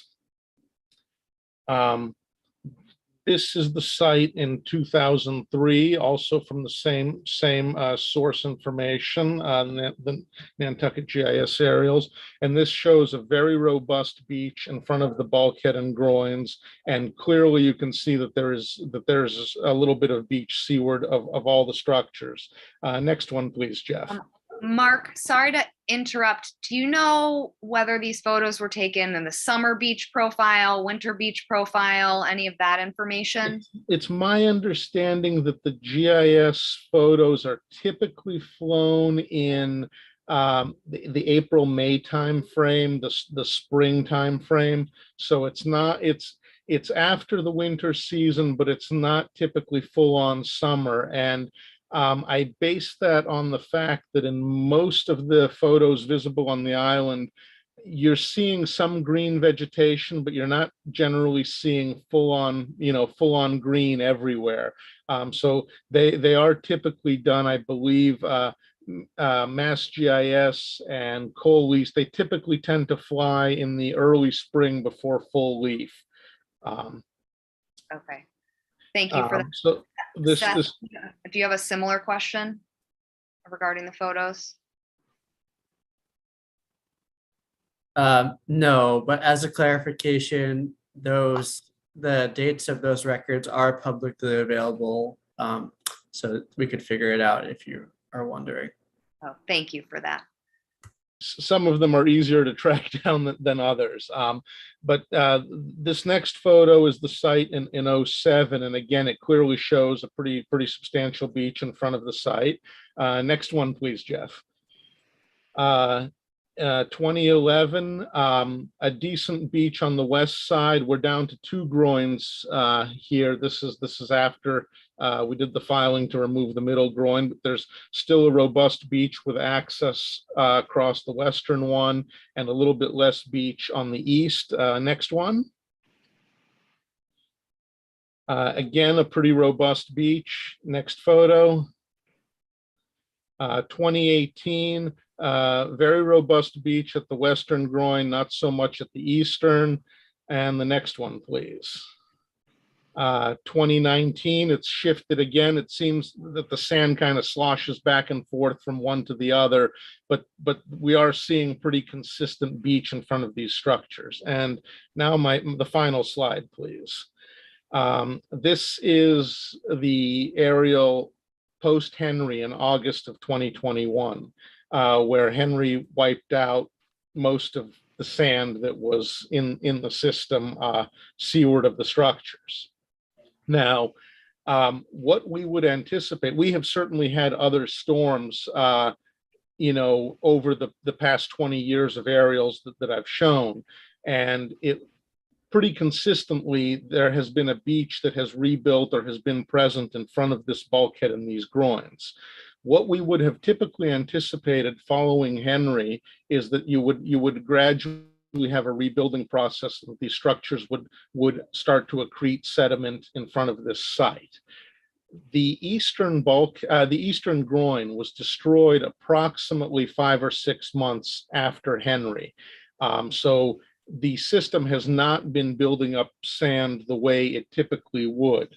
Now, Jeff, if you don't mind, if you could put up the next one, which is the proposed site plan. And if Now, since the last round of hearings, I had the pleasure of conducting a wading survey off of this property. I walked in a pair of chest waders about 200, 250 feet offshore, did about a dozen transects, starting a little bit to the east, and a little bit to the west of our property. And we have provided some of that bathymetry information, the numbers with the pale gray numbers with the X marks for the locations. And what you saw in the last photo was that the beach was considerably landward of the western margin of the bulkhead and western groin. What we are showing here is a mean high water line with late June date based on the bathymetry that I collected out there. And what you can see is that offshore, just to the left of where it says built in accordance with, there is a minus 0.1 elevation there. So you can see clearly from this that sand is, and there's a 2.7 right above the proposed 3x3 platform label. Clearly sand is starting to accumulate to the west of the groin and will in all likelihood eventually wrap around it and start to accumulate in front of the bulkhead. The depths on the other side of the bulkhead right now vary from -2, -0.8, -2.7. So it's definitely shallower in front of the bulkhead, but there is clearly sand that is starting to accumulate and wrap around that groin, which is exactly consistent with how these structures are designed to function and operate. We're in a regime of bidirectional sediment transport. We get it moving from the east and the west, depending on what direction the winds are blowing from. And we're starting to see that accumulation. We anticipate that if this is given a little more time, more sand will build up to the west of the western groin, wrap around, start to accumulate in front of the bulkhead. And if the eastern groin is rebuilt and the system functions as designed, the same phenomenon will happen on that side, as was visible in that series of aerial photos that we just went through. So this system is designed to accumulate sand and have sand both in front of the bulkhead and around the groins. And it has had that condition for approximately the last 20, 21 years, with a little bit of natural variability based on storms and the magnitude of wind and wave energy. So we feel strongly that rebuilding that eastern groin as it has been, we are not asking to expand or extend it. We are asking to put it back as it was on site from the mid-70s to January of this year, when it was significantly damaged by a storm. We feel that that will help accumulate sand in the system, and that it will help provide a system where there is at least partial access around the structures. In addition to what would occur naturally and has occurred naturally over the last 2 decades, we are proposing to add 2 sets of stairs to provide access. The first set is located at the western groin. You would start west of the groin, go up the stairs to the top of the groin, turn right, walk along the portion of the property landward of the bulkhead, all the way to the east of the property, where you would turn left and walk out onto a platform on top of the eastern groin. You would then turn right onto a landing and walk back towards the bulkhead and gabions and go down some additional steps that bring you to the very edge of our property, and as far landward as possible. And if Jeff, if you could please zoom in on that eastern stair terminus for me for a moment. You can see that right now, again, because the groin is not there, because sediment isn't being accumulated there, we have depths in the -2.9, 2.8, 2.7 range. And, we would anticipate that sand would build up there as it has in the past, and that we would have access basically at or near mean high water, or very shallow, several inches to a foot of water, in relatively calm conditions. I'm not talking about high wave energy conditions, but in relatively calm conditions.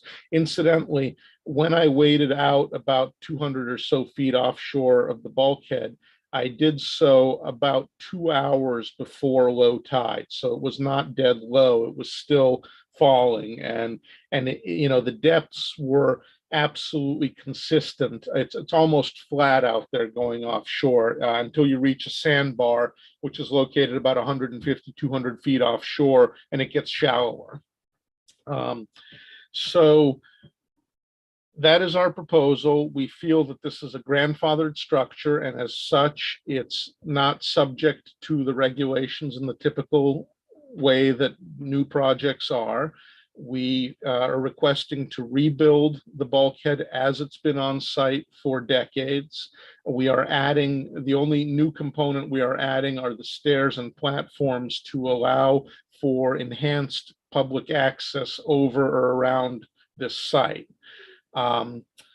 With that, I don't know if Mr. Bailey has anything to add.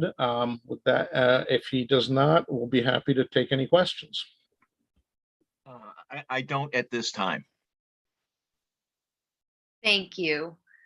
Are there any questions or comments from commissioners? And just a reminder to commissioners who heard the previous application, we're starting fresh. So all those kind of questions need to come in again. Ian? Thank you, Madam Chair.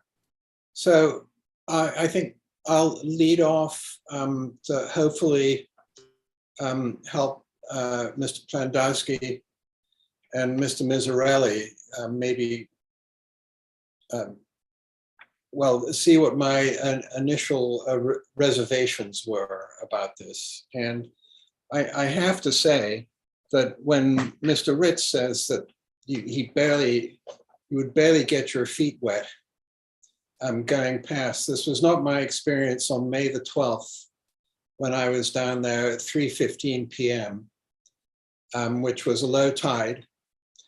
And if the eastern groin had been built, I would have been probably knee deep at low tide.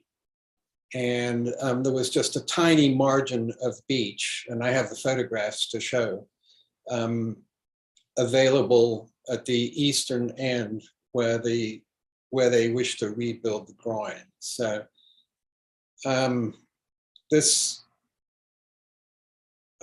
appreciate the mean high tide line that you've provided on the new drawing. But Jeff, I wonder if you could go to page 68 on this photograph 18 on the application, if you could put it up for everyone to have a look at.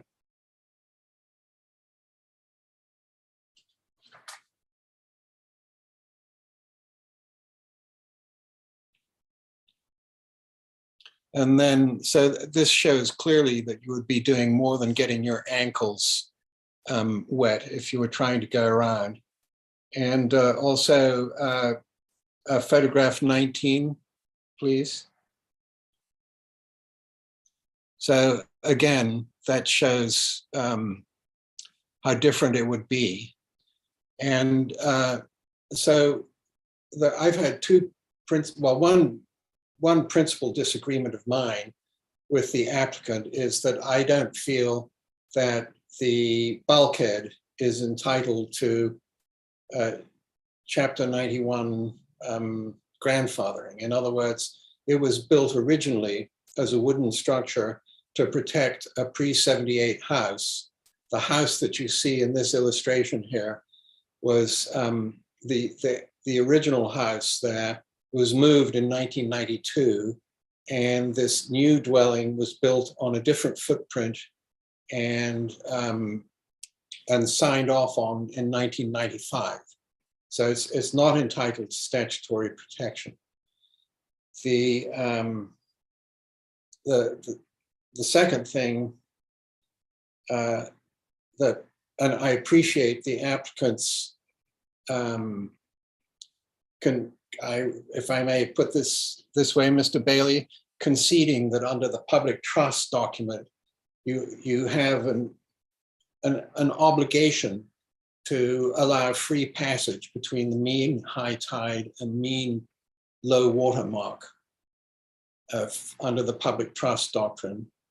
And while at the western end of the structure, from what I can gather, it would allow unimpeded access. On the eastern end, the way that it is drawn now, people would be often in waist-high water. And so at the very minimum, I would like to see access provided for the public up to where you're legally obligated to do so at the mean high water mark that you've put there. And I understand that when we discussed this beforehand, you felt that the combination of the existing stone gabions and the property line impeded you from providing that access. And so at a minimum, apart from the separate argument that we're having about whether the bulkhead is entitled to statutory protection, is that you provide access that would be at the mean high water mark that you've put on your drawing. Thank you, Madam Chair. Thank you, Ian. So Mark, do you have a reply? Just one thing I would like to clarify, Mr. Golding's comments. My comment about barely getting your ankles wet was not on current conditions, but on some of the conditions which were clearly visible over the series of photographs from the last 2 decades. Currently, we're well aware that the water is deeper there. We feel that the damage system is not accumulating sand the way it has been designed to, because it's not functioning as designed because of the damage sustained in the January 2022 storm. Well, if I may reply, Madam Chair. Yep. Clearly, thank you. Clearly, in the illustrations that you provided, Mark, with a functioning eastern end, there's still no possibility to get around. So I'm puzzled by your argument. Thank you. Thank you, Ian. So Linda, I'll go to you, and then Joe, and then Seth. I've been confused by this since the last time we heard this about our jurisdiction over Chapter 91. Through you, Madam Chair, can Dan Bailey and Jeff tell me how much control we have or say we have over Chapter 91 access? We have, whether we have any at all? we have zero jurisdiction when it comes to Chapter 91. Okay, so that's why we spent a lot of time at the last time, as you know, talking about getting around it, talking about Chapter 91 access, talking about ladders, talking about steps and all this other stuff, which would pose a massive liability issue for the property owners if they fell. And I don't want to get sidetracked on if we don't have jurisdiction over Chapter 91 and they have to deal with the state on that, then I don't personally want to spend a lot of time talking about Chapter 91 access if you're telling me we don't have any say over Chapter 91. So I just want to get that clear in my head, how much longer I have to talk about Chapter 91 if I don't have anything to do with Chapter 91 in this particular instance. Yes. So, and I'm going to try and avoid the back and forth here, because I do agree a little bit with Linda that we're going to say our points and not kind of, again, go back and forth. We do, aside from Chapter 91, do have to consider public access for fishing, fouling, navigation. So I think that although it again, I hate to use the blurry comment again, although it's seeming blurry between Chapter 91 and what we require for public access, right, we still do look at the public's ability to navigate around a structure like that. And it is nice of the applicant in this case to consider putting the stairs to actually allow the public to get around the structure. So I think that's where the confusion lies. Right, that's why I'm having I got to sort of parse it out where I'm talking about chapter 91 versus our jurisdiction, fishing, fouling, and the like.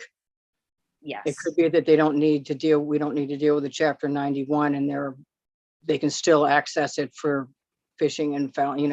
I'm just trying to separate the two issues in my head. And I don't want to get muddied talking about chapter 91. No, I agree. It gets a little confusing. Jeff Carlson. All right, I'm gonna throw my hat in the ring and try to end the chapter 91 discussion a little bit. So I will agree. We have no say over chapter 91. That's a mass waterways provision. I think the part that is germane to our discussion, though, as it relates to the performance standards and recreation, where when you look at something like Coastal Beach, which is what we're trying to hope to collect, or even some of the other things, and you look at recreation in our bylaw allows uses like swimming, picnicking, walking, hunting, fishing, boating, all of those things. And the performance standards that we're looking at things like Coastal Beach, for where we tie in our kind of preamble to all of that, is one of the parts that makes that resource area important, is to provide, I want to get the word right, it's either unimpeded or unrestricted lateral passage. So I think that's the question. Chapter 91 is going to decide what they're ever going to decide when this goes in for permitting, or if it needs permitting or amending.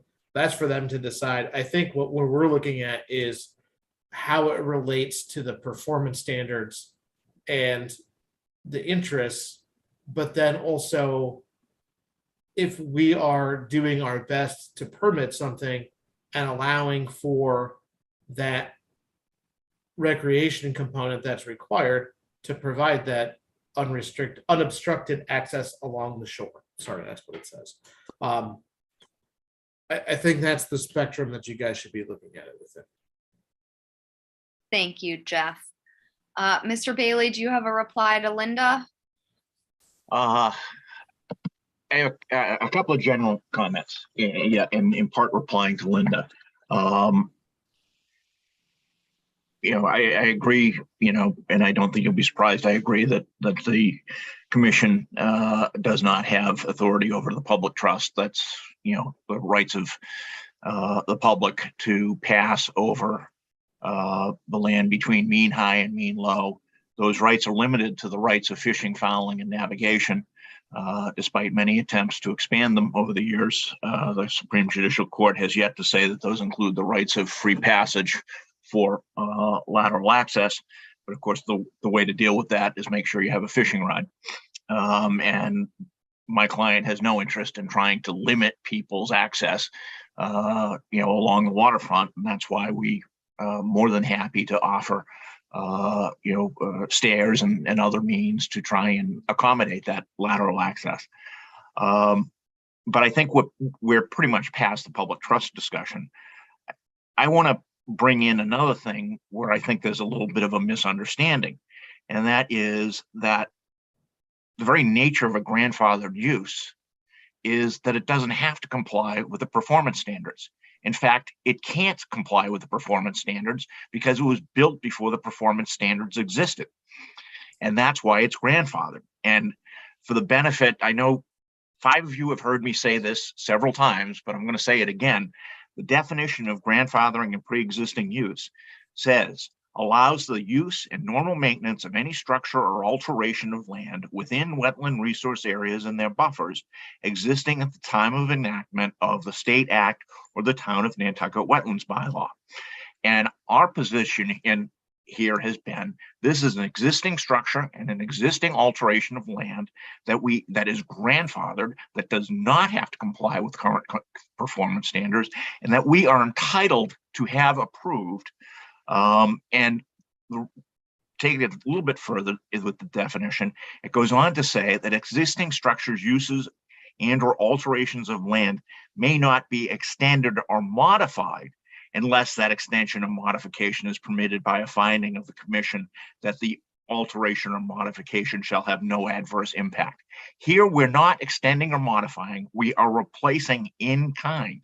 And I know the commission doesn't like to hear it, or at least some, respectfully, Mr. Golding in particular doesn't like to hear it. But I feel very strongly that we have an absolute right to have this work approved because we're not extending or modifying a grandfathered structure. So I know there are a lot of other things to talk about, but I really wanted to get in front of that and let you know once again, where our position is on this. Thank you. Thank you. Joe, you had your hand up. I did, Madam Chair, just for the record. Jeff, Mike, and I visited 18 Washing Pond Road just a couple days ago. And I will say I'm glad I did as a result of the discussions going on here right now. Thank you. I'm glad you went out there. I believe then all of us, I think, have been out for site visits at different times for this one. Seth, you had your hand up. Thank you, Madam Chair. I have a few disparate points, so hopefully it's not confusing. If I may, to Mr. Bailey, actually respectfully, the applicant is proposing to modify the structure by adding the stairs. We'll have to actually find that those stairs have no adverse impacts to the resource area under that grandfathered pre-existing use, which we'll have to discuss, but respectfully, that is a modification proposed. And then to Mr. Ritz, given your updated delineation of mean high water, is it fair to characterize the eastern groin part or most of the bulkhead and part of the western groin as falling within the land under the ocean? At this time, yes, it's currently subtitle. Thank you. So to Mr. Carlson, if I may, I don't know, and I don't really even have an opinion, but it does seem relevant to think about under grandfathered and pre-existing use, what normal maintenance means. So use of normal maintenance, I know I've asked for a better definition of that in our regulatory update. We're not there, but it comes to mind, at least for a rational person, to believe that if the existing structure, although it's grandfathered, is currently now in a completely different resource area than it was before, and it's essentially partially gone, half of this groin or the whole eastern groin is collapsed, is that really meeting the criteria of normal maintenance? Or are we much beyond that and talking about a repair or rebuild situation? I take Mr. Bailey's point fully, and I think that if conditions were exactly the same as when this had been permitted, and this was minor maintenance or minor rebuild, I would have supported, voting in favor of this on day one. But I do think that in this site, the conditions are substantially different, and we really need to define what normal maintenance means here. Thank you. Thank you, Seth.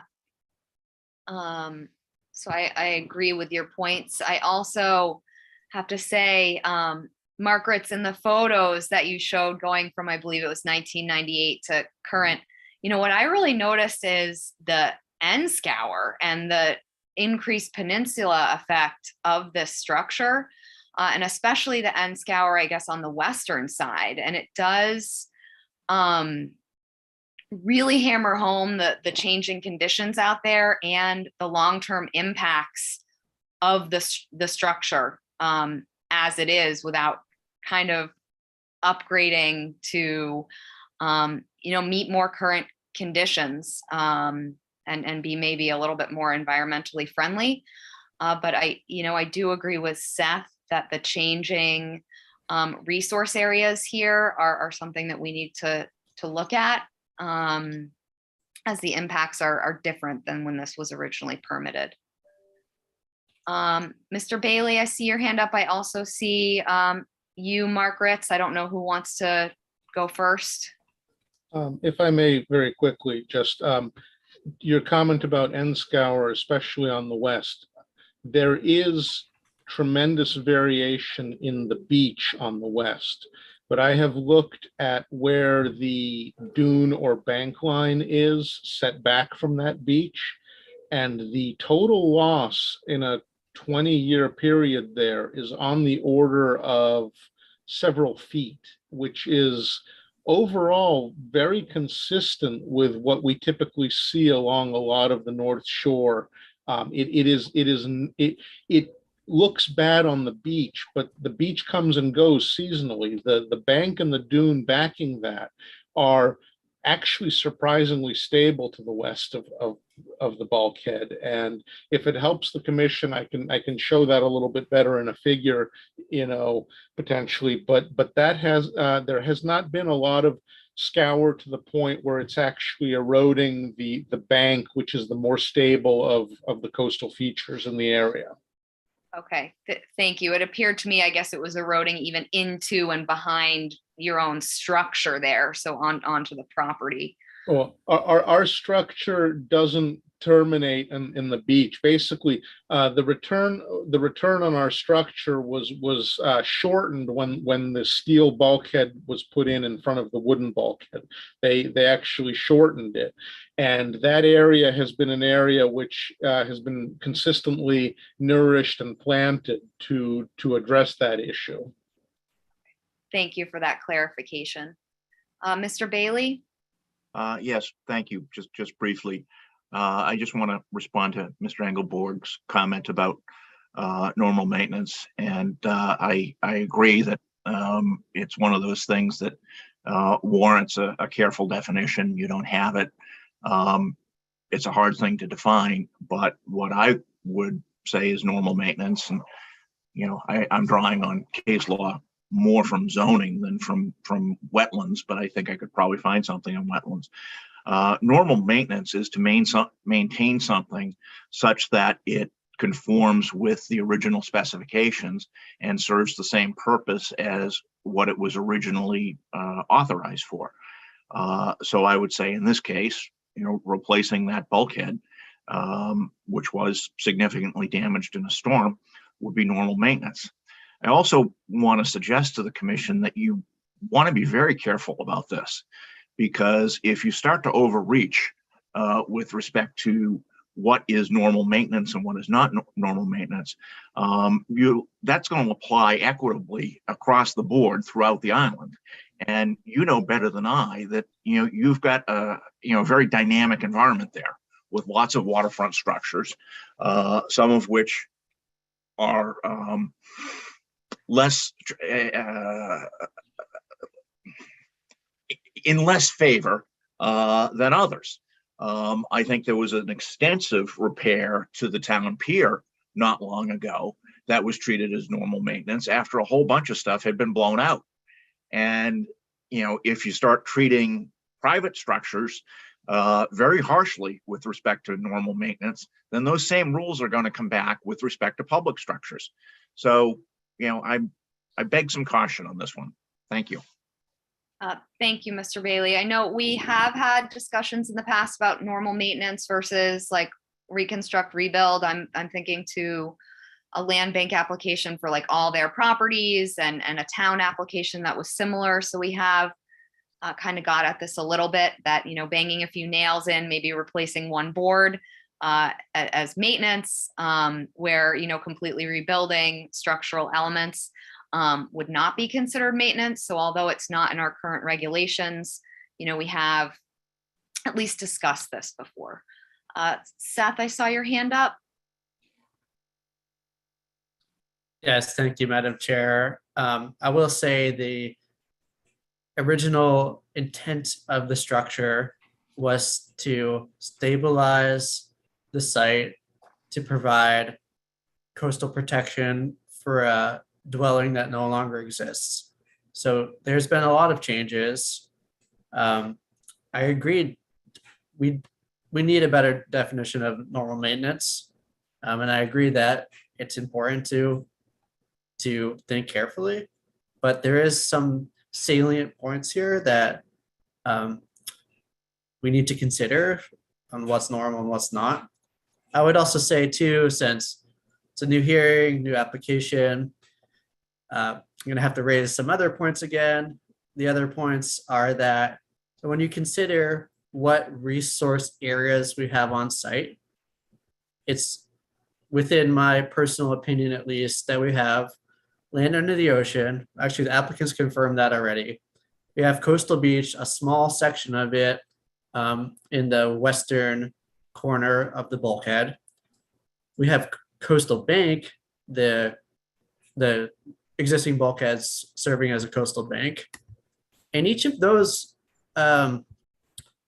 resource areas have specific performance standards, some of them that even pierce the veil of grandfathered pre-existing use. So for instance, in coastal bank and coastal beach, we have a regulation that says no bulkheads, or we have a performance standard that says no bulkheads or gourds may be rebuilt, even if they predate the Wetlands Protection Act. And the applicant is required, the onus of the applicant is required to show that they can't achieve the same protection on site by using a less environmentally damaging, I think it says, a more environmentally friendly solution. And I still think that needs to be done, especially with updated delineation, updated resource areas, and a new application. I think it's important to note. And then I think in land under the ocean, now that we're all in agreement that is on site, there's some other performance standards that are important here. Like, independent of the fact of whether it applies, the performance standards apply or not based on the grandfathered use. I mean, there's things in here that clearly should be considered. If you look at land under the ocean, you know, in our findings of, you know, why the regulations are applicable, it says land under the ocean in an unobstructed state is important to recreational swimming, fishing, shellfishing, recreational boating and sailing, commercial fishing, shellfishing, and wetland scenic views. And then down in performance standards, in performance standard number 7, it says no new bulkheads or coastal engineering structures shall be permitted or substantially to protect structures constructed or substantially improved after 878. And it says bulkheads may be rebuilt only if the commission determines there is no environmentally better way to control an erosion problem. It's in their performance standard number 7. It also says no activity on land under the ocean, this is number 9, which is not water dependent, shall be permitted by the commission. And I don't think a set of stairs is water dependent. So there are some concerns about, you know, the grandfathering. I take Mr. Bailey's point. There are some concerns about, do the performance standards apply? But there's also performance standards that, I'm going to use the same word again, pierce that veil of grandfathering and are required to be overcome even for grandfathered structures.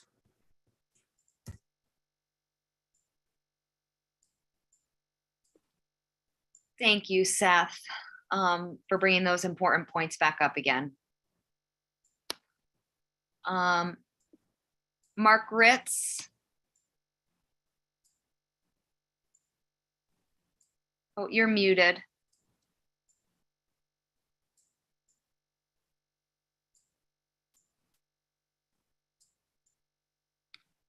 Didn't want to unmute me for some reason. Even my own computer doesn't want to hear me talk.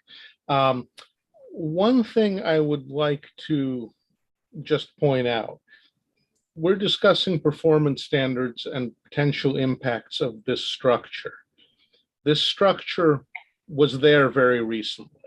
And quite frankly, it would have been rebuilt even, already had we successfully gone through this process the last time we filed several months ago. We've been going through this process for quite some time. We've been hoping to get this thing rebuilt around, April or so timeframe, which was only a few months after it was damaged.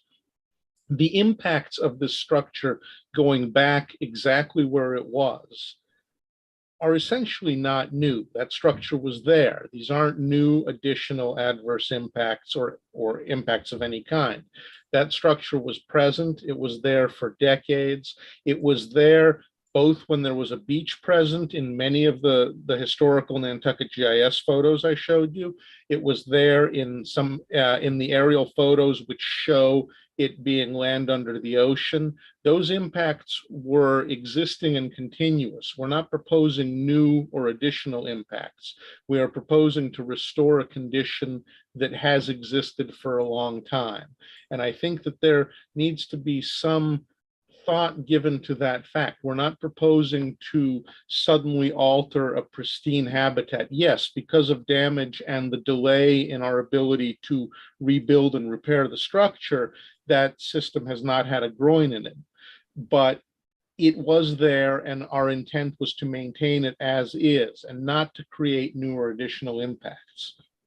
I would also like to mention that Commissioner Engelborg is concerned about stairs and the impacts of the stairs. And I would like to remind him and everyone else that we are putting those stairs in largely because several members of the commission would like us to. We are not doing that, strictly speaking, for our own benefit. We're doing that to address concerns raised by several members of the commission. Thank you. Thank you, Mark. Mark Beal, I saw your hand up. Yes, thank you. I'm still sort of trying to sort out the whole 1978 protection issue, and the house is gone. So does the bulkhead still deserve any protection? I'd like to hear Mr. Bailey's comments on that. And for Mark Ritz, Mark, we've been over this several times about the stairs. And the western end of the staircases, I think you can solve that problem easier. The eastern end is very troubling because your property line is right at the edge of that stone wrap or whatever it is. And I think the only solution that you guys have to keep it on your property is to go even further to the south. It will be on your property where the end scouring is particularly noticeable, and build your staircase there. But the staircase you're showing on the proposed bulkhead going out in the ocean looks like to me the first step will be pretty far below mean high water by 2 or 3 feet. The mean high water mark is way up on your beachfront past the bulkhead and up on the where the stone revetment is. So I don't quite see how the staircase on the end of the start from the land hole going out to sea, how that helps, because you're putting people underwater to get on the first step. So those are my 2 concerns, and thank you. Thank you, Mark. Mark Ritz, I see your hand up. Yes, the staircases, whereas we can't go further south on our property because there is a steep embankment there, and there is a coir fiber roll installed on the abutting property. We just simply have no place unless we hang a rope ladder, which would not provide adequate access to most individuals. We just simply don't have a place where we can go there. And to the subject of the mean high water line, it's an ever-changing situation. When we came in the first time, the mean high water line on our western flank was well landward of the current groin. Now it's coming up very close to the terminus of the groin. We feel, as I mentioned earlier, that once the groin is reestablished and starts to accumulate sediment on either side of it, that beach is going to build out, that area is going to get shallower. So Right now, current conditions, we've got about a -2 bathymetry there. But when that groin is back and is trapping sediment and building out that beach, it will get shallower, as it was in that series of 1998 to pre-Henry photos that we provided. So we feel that access will improve as that sand comes back, as it has over the last 20 years when both groins were present. Thank you. Thank you, Mark. Mr. Bailey? Yes, I'd just like to respond to Commissioner Beal's question. I'll reinforce the definition of grandfathering and pre-existing use from your regulations, which says that the use and normal maintenance of any structure or alteration of land within wetland resource areas and their buffers that existed at the time of enactment of the bylaw and the state act, is may be continued, subject to extensions and making a finding that the extension shall have no adverse impact. But it's certainly our position, and I think it's the correct position given the language that says the use and normal maintenance of any structure or alteration of land within wetland resource areas means that any structure is grandfathered. Thank you, Mr. Bailey. Ian? Thank you, Madam Chair. So I want to read a small piece from Mr. Leahy, William L. Leahy, who is a partner at Palmer and Dodge in Boston, titled The Public Trust Doctrine in New England. And all the coastal New England states include tidelands, marine lands below the high water mark extending 3 miles from the shore. Within the doctrine's ambit, however, the landward boundaries of these tidelands vary. Massachusetts and Maine define the boundary between private and publicly owned tidelands as the low water mark in accordance with the 1647 amendment of the ordinance. In these two states, the intertidal area is typically owned in fee by the private landowner, but is impressed with a reservation of rights, commonly interpreted as an easement by the public to use the area for fishing, fouling, and navigation. And the reason why I'm reading that is because it is independent of Chapter 91. The public trust doctrine is completely independent of Chapter 91. And to build on what Mr. Beal's observation is, when you say that your property line, you can't change the steps on the eastern end because of your property line, you could certainly dismantle the gabions and change the dynamic there so that you could have stairs that would provide what is your statutory obligation under the public trust doctrine to do so for the public. So I see Dan, I can see your face, Dan, but so as a non-lawyer, I have a different interpretation, and which is sort of a separate issue from Seth's point of land under the ocean, which I absolutely agree with him. It's land under the ocean now. When it was originally permitted, as you show in your application, and thank you for such an exhaustive application, I might add. The original groins were above the low tide line.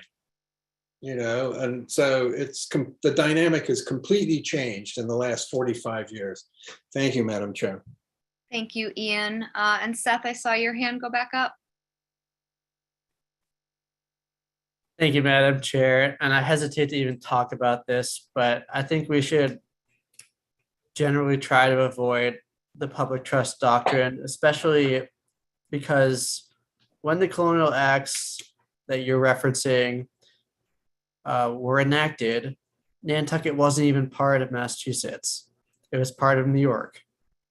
This has never been challenged in court before. Maybe Dan Bailey knows more about this than I do, but it's unclear if the colonial acts of Massachusetts even apply to Nantucket or not. So I think we should really stick to what our regulations say and what the Wetland Protections Act say. We do have the requirements for unobstructed access, the requirements for unobstructed state of land under the ocean, all the things I've already mentioned. I think it's important to stick to that, because if this does go to court and things like that get challenged, it's going to be a mess. Thank you, Seth. Dan Bailey? Anytime that Seth and I can agree, I have to jump in, and completely agree. And Seth, I have taken the position with DEP that because Nantucket was not part of Massachusetts when the colonial ordinance was adopted, that Chapter 91 doesn't apply.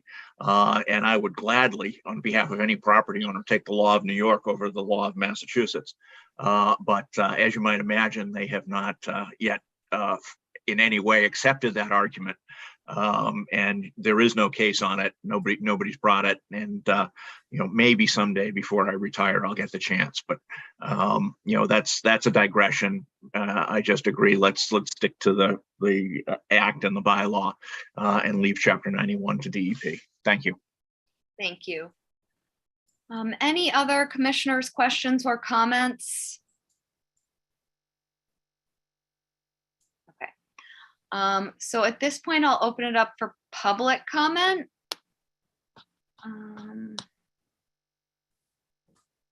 I can do that for you if you'd like, Madam Chair. That would be great. Well, RJ, do you have a comment? So I'll give it over to RJ to do his live, and then if you want to do YouTube, Jeff, that would be great. Thank you, Chair Erisman. Just going back to the stairs on the groin and maintaining a unobstructed access. As someone who fishes along that area, those stairs are probably not going to last very long and are probably going to sustain the exact damage that the property owners are installing the groins and trying to protect from. And really the only likely safe way for the public to be able to pass is over the top of the bulkhead with a set of stairs on either side. And to the points about the mean high water line, I've been doing some digging around during these conversations, and there's a court case called the United States versus Milner, which discusses where mean high water lies. And according to the court's findings, it's not where it lies on the ground. The Ninth Circuit ruled for legal purposes, the court held the line lies where it would lie if shore defense structures such as levees and seawalls had never been built and water allowed to flow unconstrained onto the land. So looking at these photos, these satellite images, I'm just curious the commission's thoughts on if the high tide line would be further back if that structure wasn't there, because the water line and the high tide line definitely curve in the area. And it appears that would be the only safe way to be able to get across. So sort of something I've been looking into while you guys were having your discussion. Thank you. Thank you, RJ, for bringing that up. I mean, when I think about that logically, yes, I think the mean high water line would be further back behind where that structure lies, if the structure were not there. So that's a good point. And I think we do have some YouTube comments. Sure, if I can, Madam Chair, just to Yep. read them really quickly.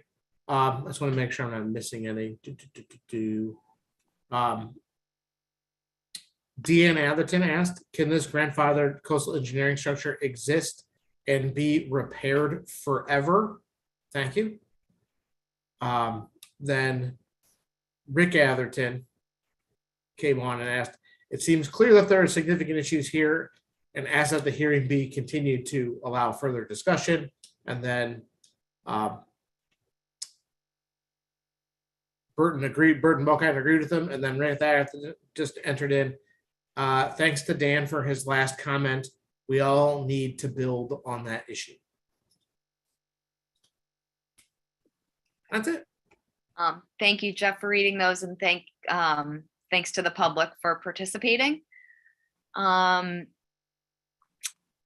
So I would agree that there are some questions still out there that probably would require a continuance here. Unfortunately, since your application was a little bit longer, I didn't go through it with as much detail as I wish I had had. Do you guys have the alternatives analysis in there? Yes, I provided the alternatives analysis. I provided all of the supplemental information that we provided in the last round of hearings, including the DMF review letter and all of the information that was previously submitted, our alternatives analysis, our photo analysis.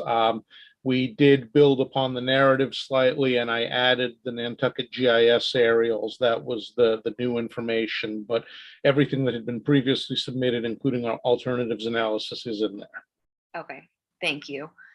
Because I am, I have to agree with Seth that when we're looking at shifting resource areas because of the change in dynamics here, I do think it brings into question more the validity of rebuilding this structure. Again, I heard Mark's point about, the situation out there essentially being the same as in January before this blew out. But I do think this is our chance to look at it and hopefully get an environmentally friendly solution. Seth, I saw your hand up. Yes, and correct me if I'm doing anything wrong here, but I know in the previous application, which is no longer germane to us, Mr. Ritz indicated that the DMF review letter negatively, but in some way negatively suggested that an alternative like building out the beach or having a fronting coastal dune or plantings would impact the shellfish habitat of the bay scallop and the surf clam. I'm looking at the letter right now. It doesn't specifically ever say that. It says that the project site abuts map shellfish habitat for those species and is deemed significant for the interests of the Wetland Protection Act for the protection of marine fisheries. But Mr. Ritz, would you agree that, or would you say that that letter prohibits you from doing any of the alternatives that are proposed? Or would you just say that alternatives are possible as long as we maintain protection for those species? The way I read the letter was that the work we proposed is permissible as proposed without expansion of structure or nourishment without causing adverse impact to those habitats. We did not provide DMF with a beach nourishment design, and we did not do so for several reasons that were mentioned in the alternatives analysis. First of all, in order to build a functional beach here, we have a very narrow section of shoreline. We would have to go 200, 300, 500 feet east and west of us onto properties we have no control over. If we just dumped a finger of sand directly in front of our property, that would neither protect us nor remain in place for any substantial amount of time. In order to have an effective beach nourishment or a living shoreline, which would require some kind of nourishment or building out of that environment, we would have to impact a vast area of land under the ocean compared with the 40 or so square feet we're proposing to do with this bulkhead and groin, with the groin reconstruction. We would have to have, likely thousands upon thousands of square feet of impact, and much of that would be on properties we have no right to do that on. Thank you, Mark. Seth? Thank you, Madam Chair, and thank you, Mr. Ritz. Sure, but there are other alternatives that would be less impactful. I mean, imagine if you took out both the groins, removing that area from the land under the ocean, and did something like artificial reef or fronting planting along the bulkhead. Yes, there's going to be impact to a resource area, But does that impact overweigh, or does the benefits of that impact overweigh the adverse impacts? I haven't seen that really delineated out. I mean, I read your alternatives and I take your point. I just don't think that everything has been considered. Thank you, Seth. Mark Ritz, and I do want to try and avoid a back and forth, but go ahead. But just very quickly, again, things like artificial reefs, we would only be able to build directly seaward of us, and we would have the flanking issue. We have winds and waves coming in. They don't come from due north here. They come from northeast and northwest. We would have a very hard time to have something that would be effective in this area without extending it and returning it towards the shore on properties that are outside of our control. But that's all I wanted to say quickly to that point. Thank you. Thank you. I unfortunately see a flanking issue either way. Whether you're rebuilding in place or doing some of these alternatives, we still have this peninsula effect with what I see anyway to be kind of undermining behind the structure. So, either way, you're kind of working in this very narrow-minded kind of strip. And that's why I think some of the environmental solutions that Seth is talking about, might in the long term, be better than what's currently there. Ian, I saw your hand up. Yes, Madam Chair.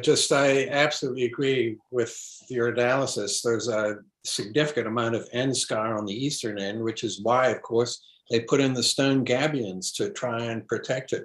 And when you look at the aerials, I mean, it's staggering how far out it comes into the beach compared to the properties on either side.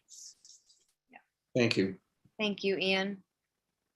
Any other questions or comments from commissioners? Seth? Yes, thank you, Madam Chair. I know there had been a request for council review for the previous application. Does that review, is that still existing and is it still valid for the new application, or does it have to start over? I renewed that request for, I'm sorry about my cameras, but I renewed that request for council when they withdrew and turned it over. So they have that. I think part of what we were waiting for was if there were questions, especially with new participants at the commission level, to get that complete analysis. But I know it's worked on and is well underway. So at this point, Jeff, I'm assuming we would have everything we'd need to close, although I think there's a fair amount of questions and concerns out there from commissioners. I would say that by the base requirements, you have all of the required information to close a hearing if people didn't want to provide further information. Okay. So Margaret and Dane Bailey, as applicants or representatives for the applicants, what would you guys like to do?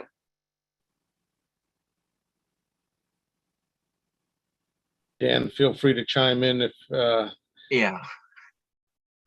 Well, what I'd like is a specific list of what the commission is asking for. I'm not sure I have that. We've got some ideas. But we know that you're waiting on an opinion from town council. But I'm not sure what additional information we can provide. We've provided an alternatives analysis. I don't think that's going to change. There's, as has been noted, it's a beefy application. We have, I think, addressed, all of the necessary issues. Mark, I invite you to jump in here too. I mean, I think, again, I feel that we've provided an abundance of information, especially in light of our opinion that this is a grandfathered pre-existing structure.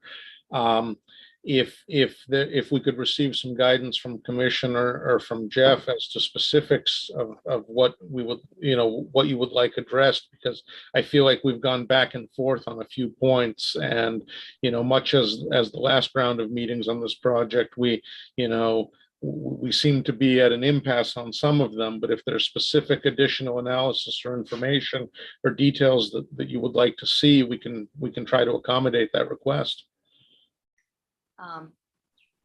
Mark Beal. Thank you, Ashley. Yes, and Mark and Dan, just FYI, town council's opinion notwithstanding, that's still on. Looking forward to getting that, but I'm opposed to this project as it stands now because I don't think your access from the east and the west is sufficient. I could vote for the project based upon what we might hear from the legal community, but I just think that having to wade out in the water sort of defeats the purpose of reasonable access. So I think you have to improve that to get my support. Thank you. Thank you, Mark. Ian. I agree with Mark. Thank you, Madam Chair. Thank you, Ian. Any other commissioners? I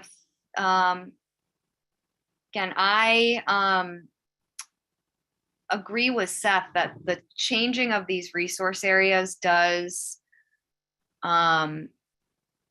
concern me that there is an alternative that would be better for this site than rebuilding that groin that is now, below the high tide line, inland under the ocean.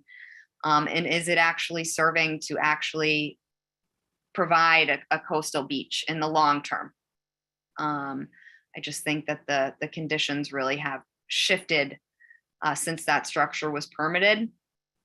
So that's kind of where I stand at the moment.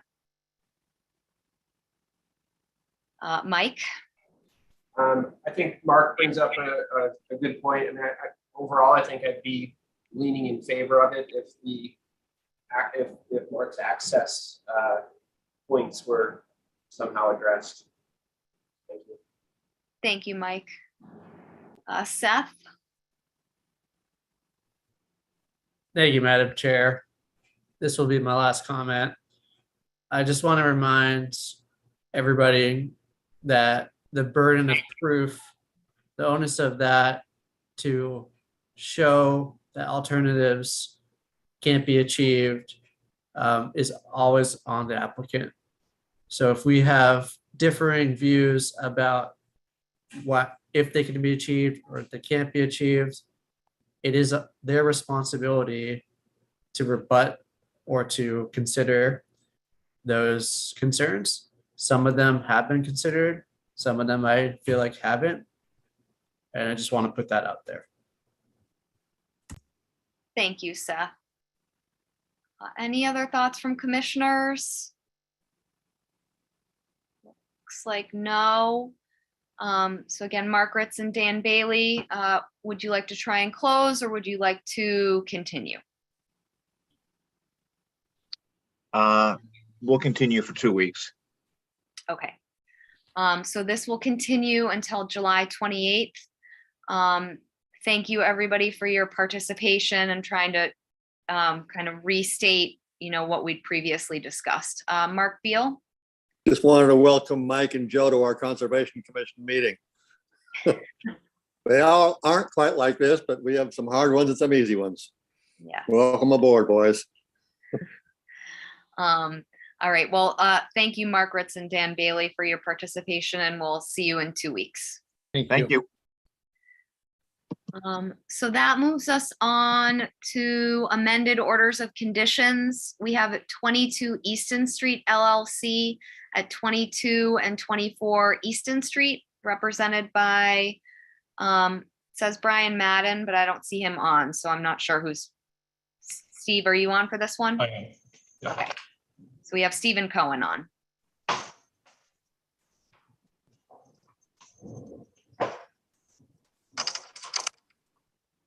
So I apologize. I'm a very poor substitute for Brian on this, but I will do my best.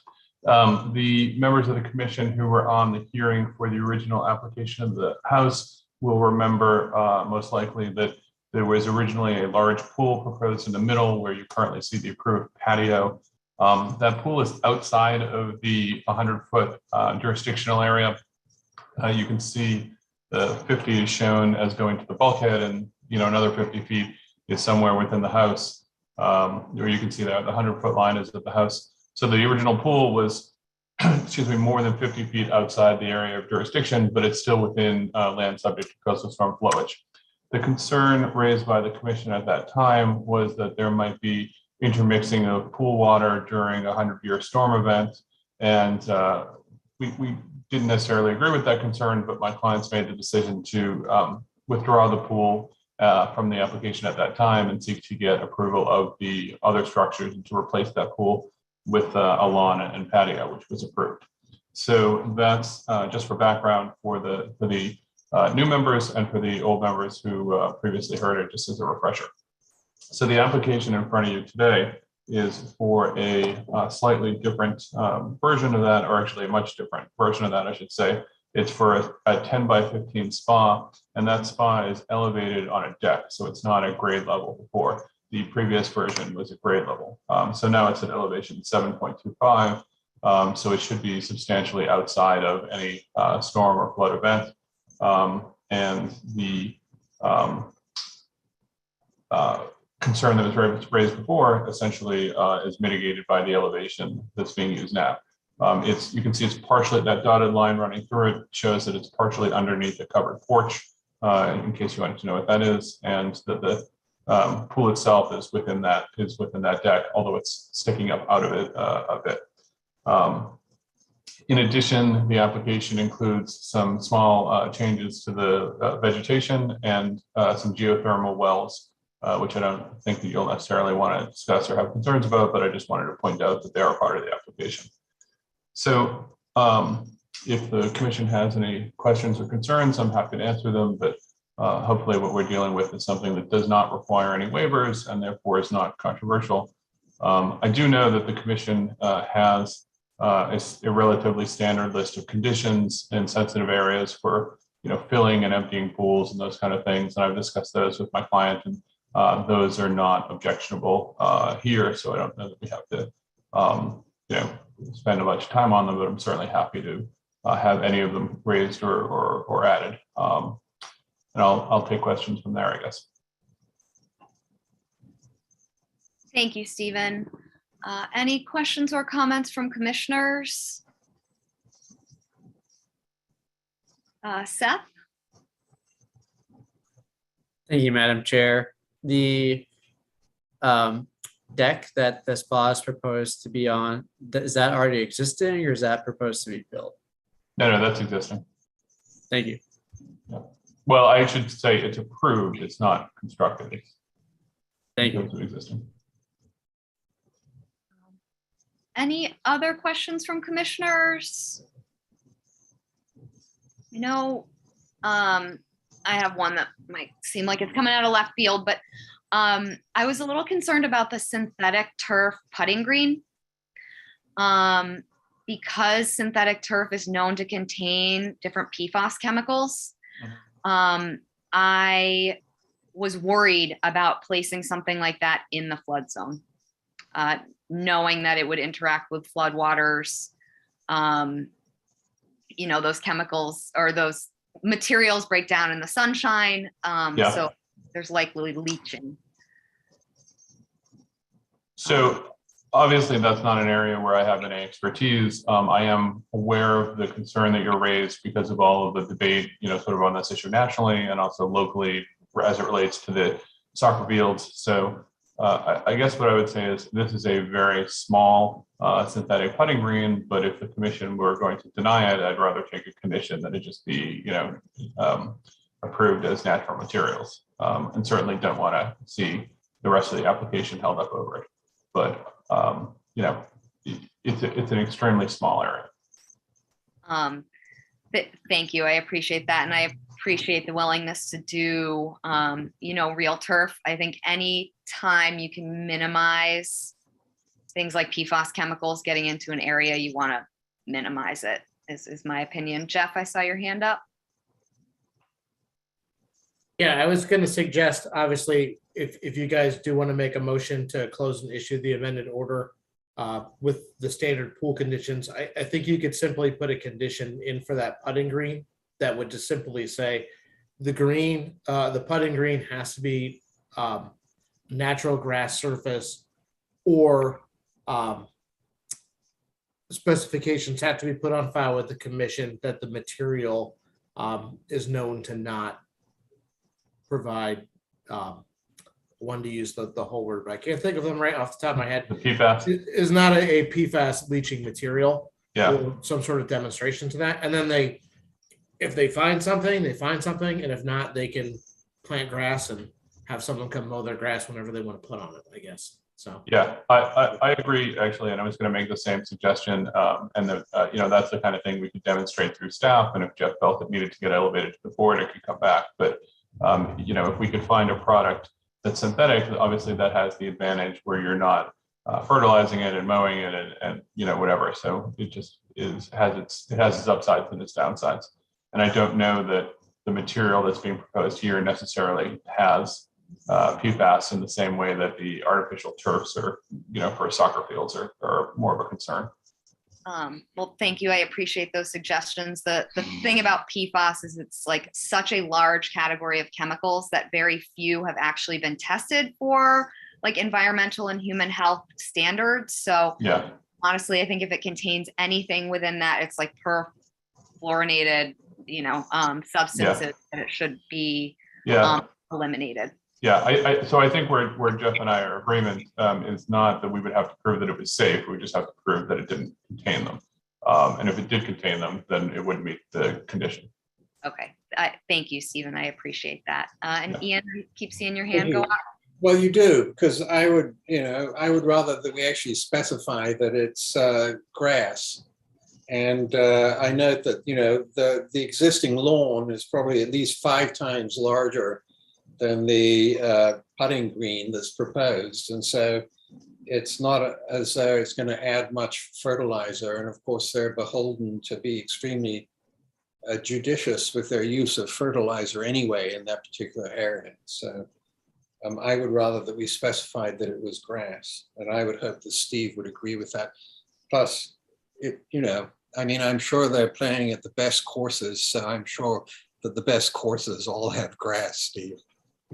That is likely true, Ian. I don't know what they're playing, but I'm sure that the best courses are not synthetic materials. That I would agree with. Again, not my area of expertise, but I would defer to the commission's expertise on what it feels would be appropriate for conditions on the putting green and on the pool. As Jeff mentioned, as I mentioned, there's the commission basically has a standard set here, and I think we'd be good with those. Thank you, Stephen. Jeff, I see your hand up. Yeah, if we permitted it as natural grass, if they do find something, they can always come back because it would be included in the scope. They could always apply for a minor modification and get that surface changed if they found something. Yeah, and I think that's fine too. It puts the burden on us to come back and apply as an amendment if we find something. That's not a problem. Well, thank you guys for hearing my concern. I appreciate that. So Jeff, I'm assuming we have everything we need to issue the amended order. Yes, you do. And Stephen, you'd like us to issue tonight? I would, please. So would somebody like to make a motion and hopefully include the artificial turf be excluded? Mark, I see your hand up. I so move. Okay. Is there seconded by Ian? So by roll vote, Beal, Aye. Engelborg, Aye. Arisman, aye. Golding, Aye. Mizzarelli, Aye. Klendowski, Aye. Williams. Aye. Right, that carries unanimously. Great. Thank you, Stephen. Thank you. And that moves us on to Not So Easy LLC at 26 Easy Street, represented by Art Gasparo. Thank you, Madam Chair.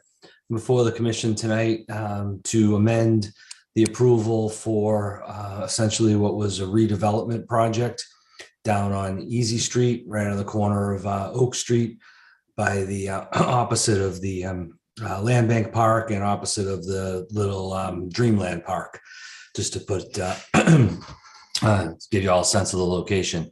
And you may recall that the current approval was to remove all of the existing structures and to construct a new structure in the footprint and with some expansion. And we had come up with, I think, a fairly creative way to allow the floodwaters under that structure. The plans have changed, and the owner now would like to keep the structure that's there and then construct a new structure essentially immediately adjacent to it, and remove the smaller structure and put it in the place. And the first floor would be essentially garage type doors. We would have there'd be no living space on the first floor. We would have flood vents that would allow the flood waters in and out. It would be the kind of thing that could be just opened up and cleaned out if it had to, understanding, that we are within the flood zone there. And again, I think that the project is, a reduction in scope from what had already been approved, essentially within the same area of disturbance. And again, we'll be compliant with all building codes for the flood zone, no living areas on the first floor. And we'd be happy to take questions or concerns that you might have with the application. And just, I'll also, just add that, where there's no work proposed within 50 feet of the bulkhead, the coastal bank, which is on the opposite side of the road. And the only resource area that we're really dealing with here is land subject to coastal storm flowage. There's no fill proposed either, no alteration of grades. Thank you, Art. Are there any questions or comments from commissioners? Looks like no. Well, it's certainly a change from when the back and forth discussion we had on the original application, so. Yes, I would agree with that. I was jogging my memory when I was reading through, and I'm like, vastly different. Right. Yeah, very much so. Plans change. Yes. Yeah. Jeff, do we have everything we would need to close this one? Yes, you do. Art, would you like to close? Yes, please. Or, yeah, that's what we want. Would somebody like to make the motion to issue the amended order? Motion made by Mike. Seth, would you like the second? Yes. Okay. So by roll vote, Beal, Aye. Engelborg, Aye. Arisman, aye. Golding, Aye. Mizzarelli, Aye. Plandowski, Aye. Williams. Aye. All right, that carries unanimously. Thank you. Thank you, Art. And that moves us on to 34 Easton Realty Trust at 34 Easton Street, also represented by Art Gasparo. Thank you, Madam Chair. This is a residential redevelopment project that had been approved not too long ago by the commission. This is the masonry building that some of you may be familiar with on Easton Street, and that's proposed to be completely removed. And where we had received approval for essentially a replacement structure.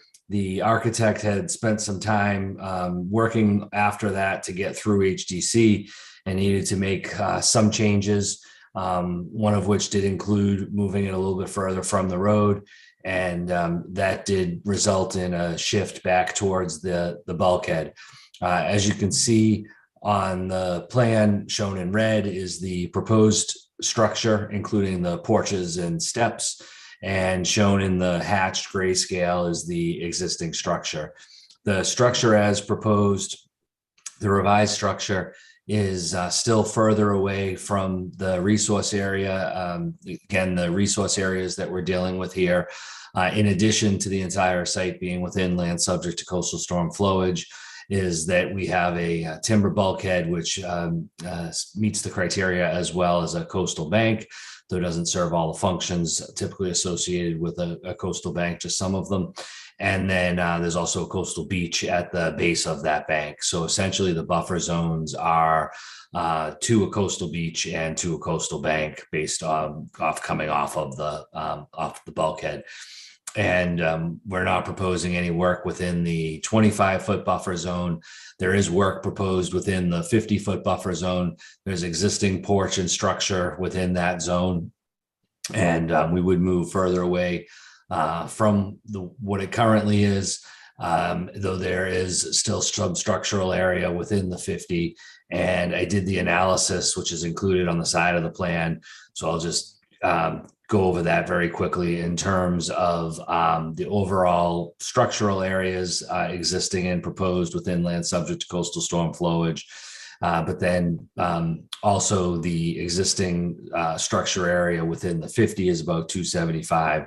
They are proposing a slight increase to 325 as part of this amendment. And so that's really the change there. We do believe that there would not be an adverse impact or effect given the developed nature of the site and the pre-existing conditions. And with that, I'd be happy to take questions or concerns that you may have.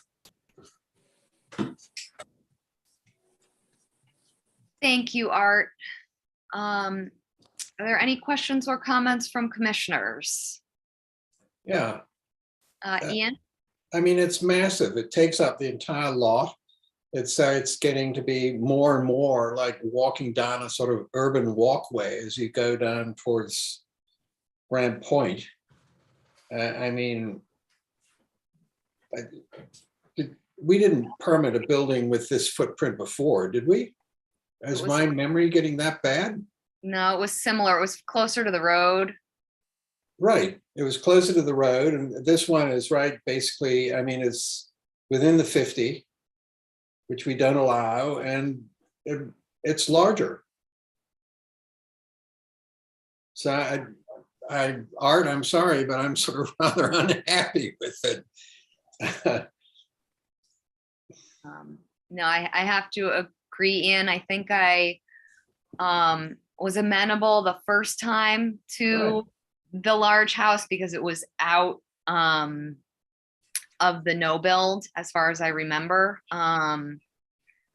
So to see it brought closer to the resource area is concerning for me. Seth, I saw your hand up. Thank you, Madam Chair. If I may, to Art, do you have the drawing of the building that was previously permitted? I know HCC has concerns, but I'd still like to see it. I can, if it's okay with the commission, Jeff, I could share my screen or I could defer to Jeff, whatever you prefer. I have it right here. If you have it up, Art, why don't you go ahead and share? Okay, so maybe I got to reduce it just a bit for you. But this is the structure that was approved. And as you can see, it was, also replacement structure, similar size, but it was up closer to the road here. And in which case it was able to be outside of the 50, and they've brought it back down, which put this corner into the 50. And if I may, Madam Chair, so it's further away from the setback than this one that we have before us. Yes, So, sir. That's correct. We moved it. The shift is back towards the resource area.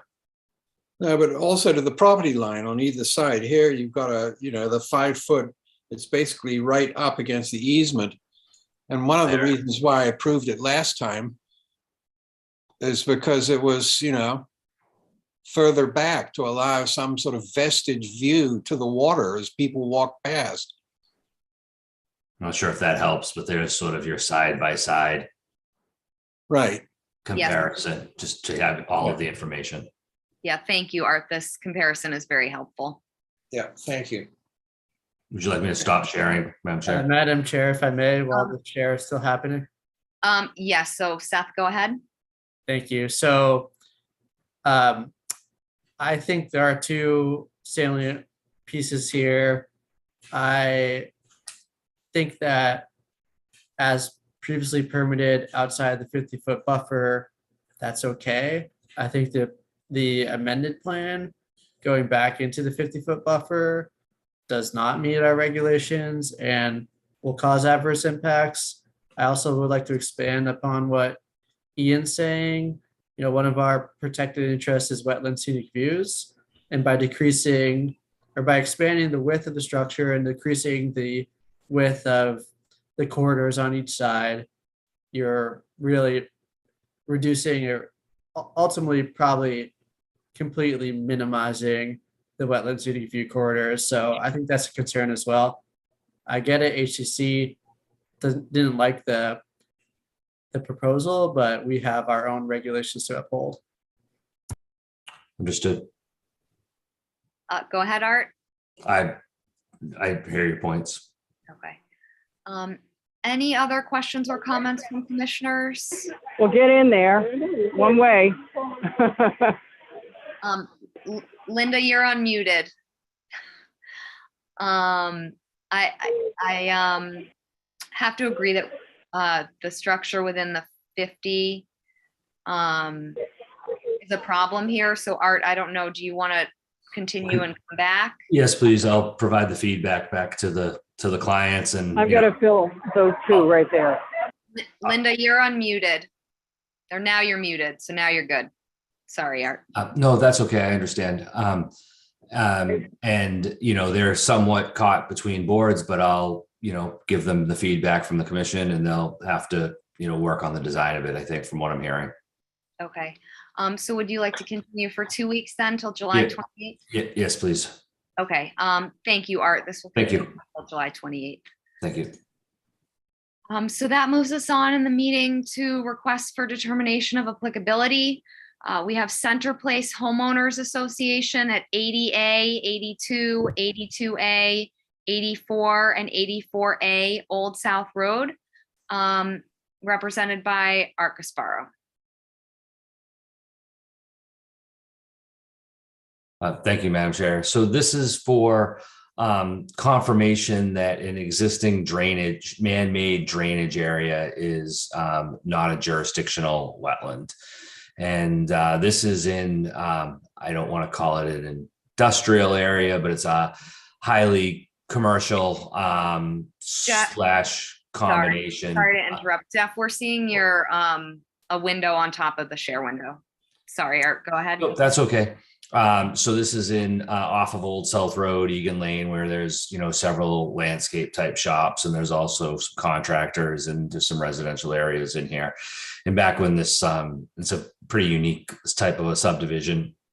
There was essentially a drainage swale created for a stormwater runoff. And so while there is some wetland type vegetation in the area, we had Brian Madden look at it, and we also located it and tried to provide the information to the commission that as a man-made drainage area that it is not jurisdictional, and that's what we're seeking to confirm with the commission.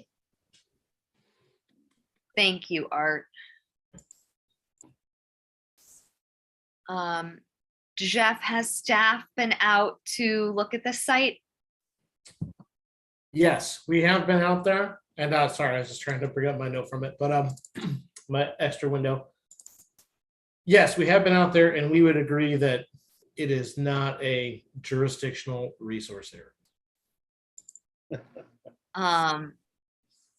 Are there any questions for Jeff or Art about this?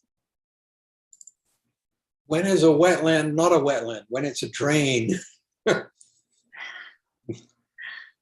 it's not quite that simple, but okay, sorry. Yeah. Scratch that from the record, please. So Jeff, were you looking at then soils and vegetation to confirm this? yeah, as we put it through the same normal 3 criteria that we look at for all vegetable wetlands. So we look at soils, we look at vegetation, we look at the other signs of hydrology that are there. We actually dug out here in the office some of the old design plans that went into the construction there to match up to some of that work.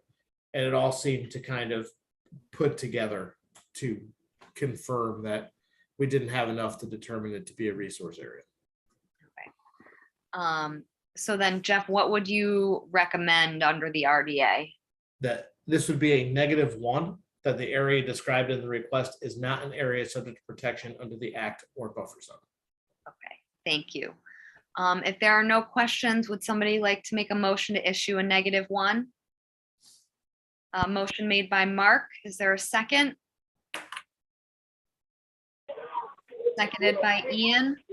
So by roll vote, Beal, Aye. Engelborg, Aye. Arisman, I, Golding, Aye. Mizzarelli, Aye. Plendowski, Aye. Williams. Aye. All right, that carries unanimously. Thank you. Thank you, Art. And that brings us to minor modifications. We have Nantucket Island School of Design at 23 and 25 Walwinet Road. Jeff, are you taking this one? Yes, Brian asked really nicely because he is on vacation. So he asked really nice if I could handle this for him.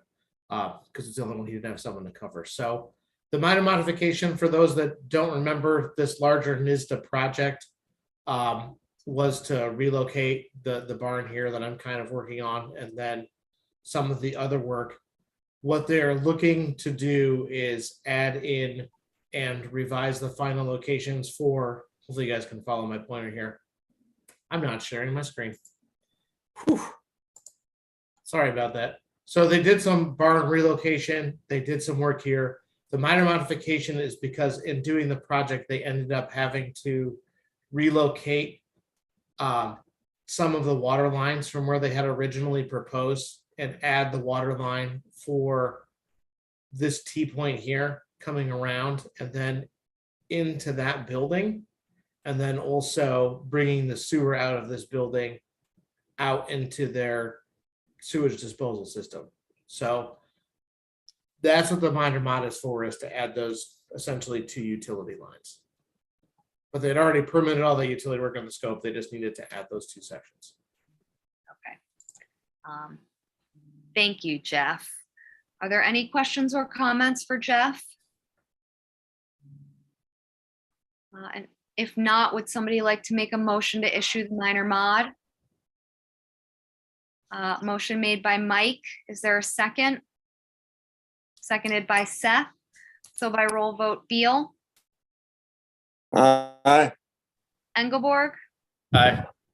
Arisman, I, Golding, Aye. Mizzarelli, Aye. Plendowski, Aye. Williams. Aye. Right, that carries unanimously. We don't have any certificates of compliance tonight, so that moves us on to orders of conditions. Jeff sent these out earlier today. If people didn't get them or have time to look at them, I'm happy to share my screen as well. Okay. I know I have them open. Would anybody like Jeff to share his screen? Yes. Yeah, so Jeff, can you share them on your screen? Sure. Let me just, which one is first? Yeah, and we'll start with 0 India Street LLC at 1 Cambridge Street, Unit 2. Sure. So this is the project that we closed earlier tonight. It was Mark's first project. It's the one downtown on India Street, where it's the little addition and the building being lifted. It's the flood zone only project. So the only conditions I had it in were our normal, that it's required to meet all the protocols that we have. And they filed with us. And then that fill condition for any of the work on that site. But other than that, it seemed, oh, and one more. Sorry. Number 20 that we'll add. The exterior steps on the structure shall be wooden, as we discussed in that hearing. Thank you, Jeff. Does anybody have any questions or comments? Okay. Yes. Yep, go ahead, well, Ian. Well, elaborating on Seth's request that his observation that they'd be better off to be wood. Do we want to say that that no risers? So in other words, only treads, no risers. That way that it wouldn't impede any flow. Well, how about I'll just add the exterior steps on the structure shall be wooden and not impede floodwaters. Great, thank you. Thank you, Ian. Any other thoughts on this one? And if not, would somebody like to make a motion to issue as amended? Seth, were you making that motion? So moves. Is there seconded by Linda? So by roll vote, Beal, Aye. Engelborg, Aye. Arisman, I, Golding, Aye. Mizzarelli, Aye. Landowski, Aye. Williams. Aye. Right, that carries unanimously. And that moves us on to Frost Daisy Field Trust at 74 Madaket Road. I will fully fess up that this order and the next order are pretty much identical. So if we go through this and make changes, we'll just make those to the next one too. So I had our normal pool conditions for the benefit for Joe and Mike. This section of 19 through 24 is for our pool, where we kind of limit the time of year when chemical treatments can happen in the pool. And that if there's any draining, there's a time requirement for when those treatments have to stop. That exterior lighting for the pool shall be directed downward and away from the resource area. And that if they do drain the pool, they need to provide us notice and where they're going to drain the pool, so we know they're not draining into the wetland. Then there's our fill condition for testing. This was one, given the NHESP, I left in the straw wattles for the silt fencing and the pool.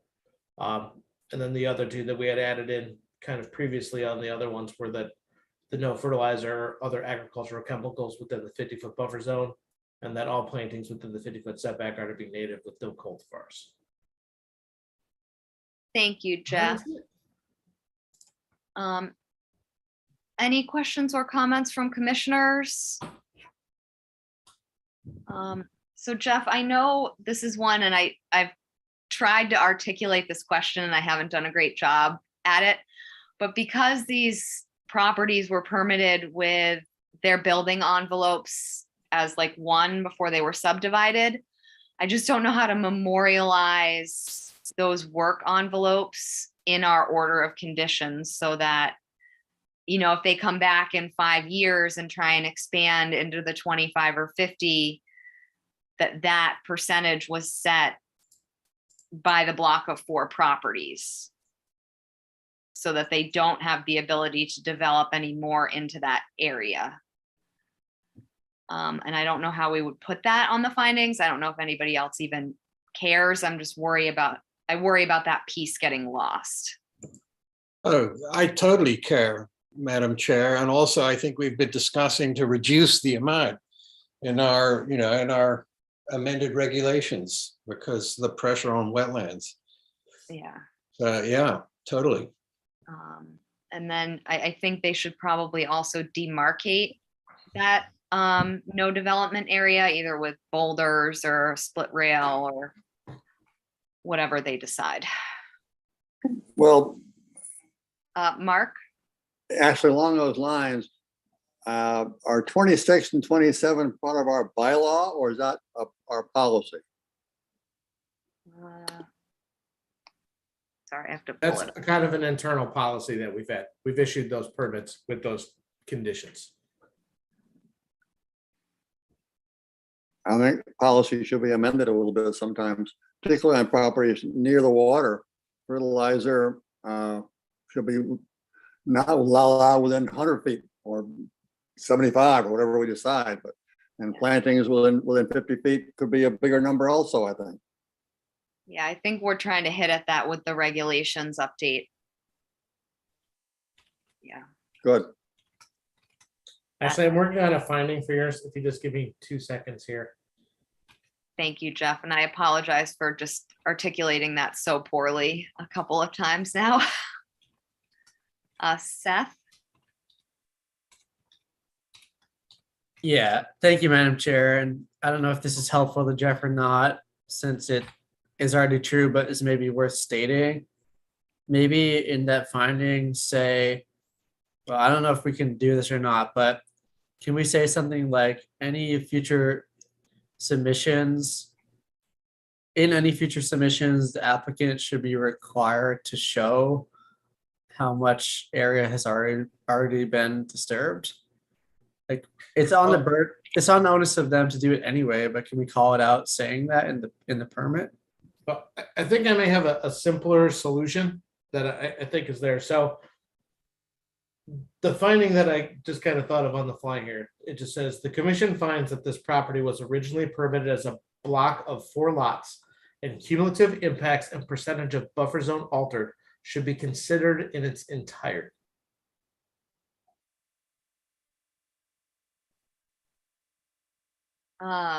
Good one. Yeah, I think that's good. Yeah. Yeah, I think that hits at it. Thank you, Jeff. No problem. Any If it wasn't other 8:16, I might have done better, but it's I we're know an it's hour 3 now. longer than I would love. If there aren't any other kind of amendments or comments on this one, would somebody like to make a motion to issue as amended?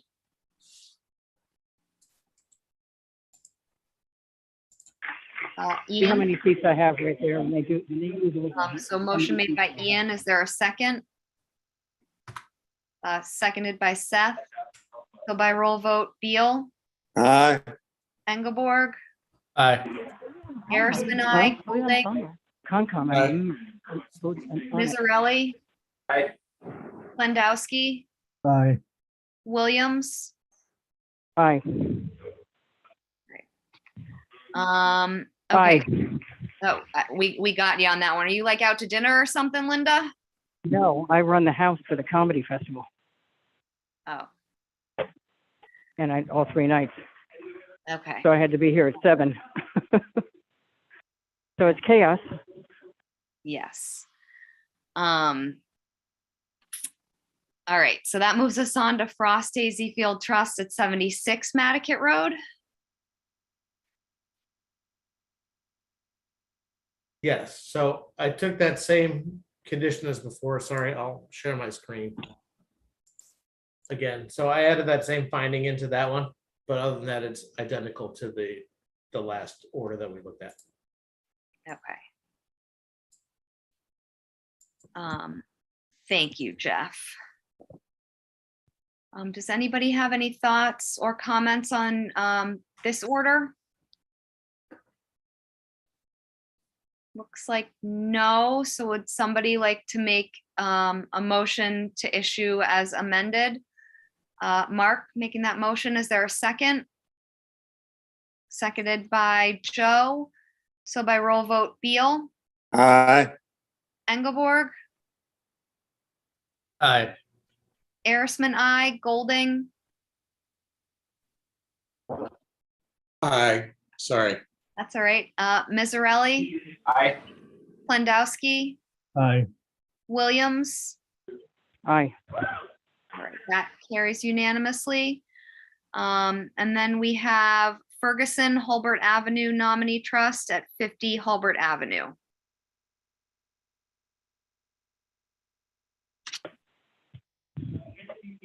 All in. Going slow here.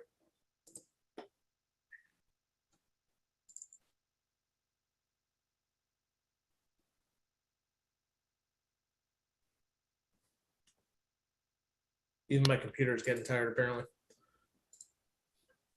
So this was the one that we talked about at length with the flood zone. I just had our normal fill condition and normal condition. I know we talked about it at pretty great length, but couldn't really think of any specific conditions for it.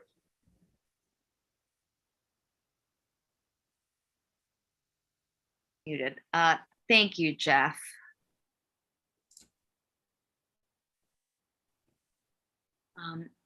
Any questions, comments, amendments to this order? Looks like no. So would somebody like to make a motion to issue as drafted? Mike, I'll make that motion. I think Mike got you. So I'll give him, Okay, the I'll second. I'll give you the second, Linda. So by roll Okay. vote, Bill, Aye. Engelborg, Aye. Arisman, I, Golding, Aye. Mizzarelli, Aye. Plendowski, Aye. Williams. Aye. All right, that carries unanimously. And that moves us on to extension of orders. We have 36 Lily Street LLC at 36 Lily Street, and this is a withdrawal. And Linda, Oh, Linda, are you recused on this one? I can't remember. You are, okay. So we just need to make a motion to accept the withdrawal.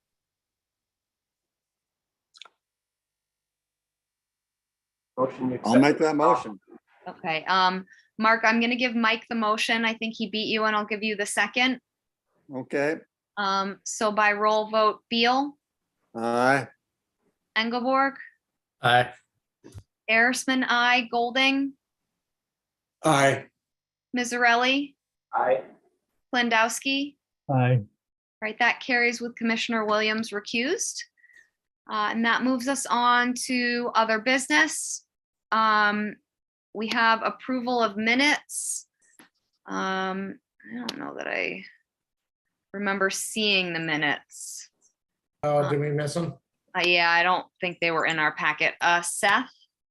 No, that's all right. Yeah, they're not in the packet, but they were posted on the agendas and minutes for the last meeting, but we could hold it over, I guess. We'll just hold it till next time. It's no rush. We're pretty good about it. Yeah, I didn't get to read them, so. Neither, unfortunately. So we'll hold over our minutes till next time. That But moves but us. thank you, Terry, for making me appear smarter than I am often. Terry's the best. We're gonna convince her to stay on as special Concom minute taker. Am Takes I a going to lot, get Ian. special consultant pay? I charge through the nose. We I'm can not sure. ask. I'm not sure we can afford Terry. We wish we could, that's for sure. So that moves us on to committee appointments. We have CRAC, CPC, and NP and EDC.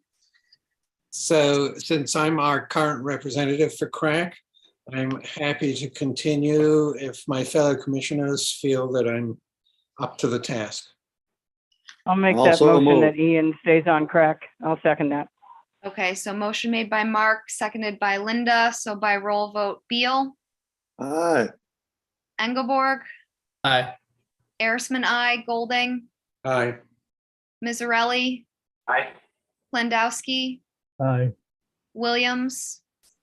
Aye. All right, that carries unanimously. Ian's still on crack. I'll make a motion that Mark stays on CPC.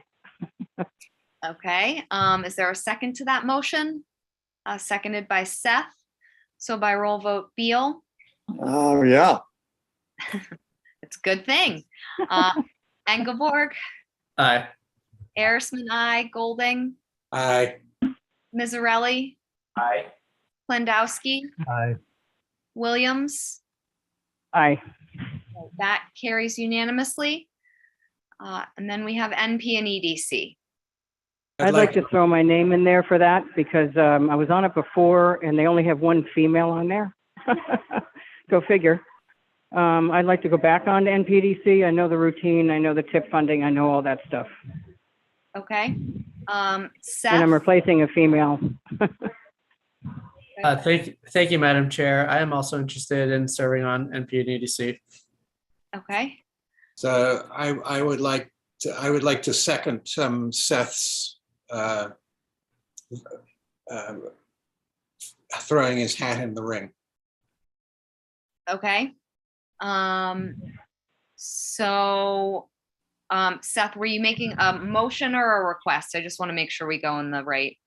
I'd prefer to make a request and someone else make the motion, but Okay, Ian? I make the motion that Seth be the Conservation Commission's representative at the NP and EDC. Okay, Mark, Second, second. Okay. So by roll vote, Beal, I guess Engelborg. Are we dividing it up here, Williams versus? oh, I Are you don't know. doing both of us? Well, The motion was yeah, to the nominate motion Seth. was for Seth. So we're voting just Oh. on Seth now?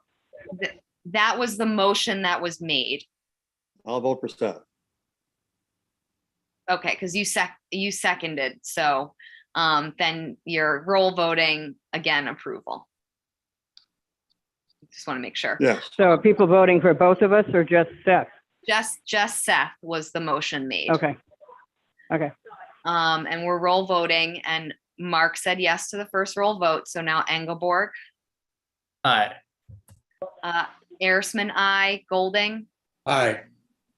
Mizzarelli, Or nay. Plandowski, Aye. Williams. No. Okay, so that carries with Commissioner Mizzarelli and Williams opposed. What happened here? Thank you, everybody. Now we have discussion of regulatory update, which has been, and I think will continue to be on our agenda until we actually get these regulations pushed out. Yeah, Jeff? and just real quickly, I know we sent it and it's a lot of new information for Mike and Joe especially. I had someone in IT look at the problem that we've been having with the pages 13 to 16 and why they were coming up weird. So we'll be sending you a fresh version tomorrow that problem apparently got fixed late in the day today. So we'll have a fresh one. All right, because I still don't have one. Right. So everyone will have a fresh copy tomorrow. My friend, Mr. Okay. Alvarez, saved the day as always. But Okay. I think, I don't know if Art has something that he wanted to add. Yeah, it looks like he does. Go ahead, Art. Madam Chair, I don't mean to interrupt a different part of the meeting, but are those drafts be available for the public as well? Yeah, it did get posted. I'll make sure that it is, Art, and I'll email you a copy directly too. Thanks. What's going on with you these days? Thank you, Art, for bringing that up, because I'm sure you're not the only one who's wondering where those are. Are there any questions about the regulatory update before we move on, either from new commissioners or returning commissioners?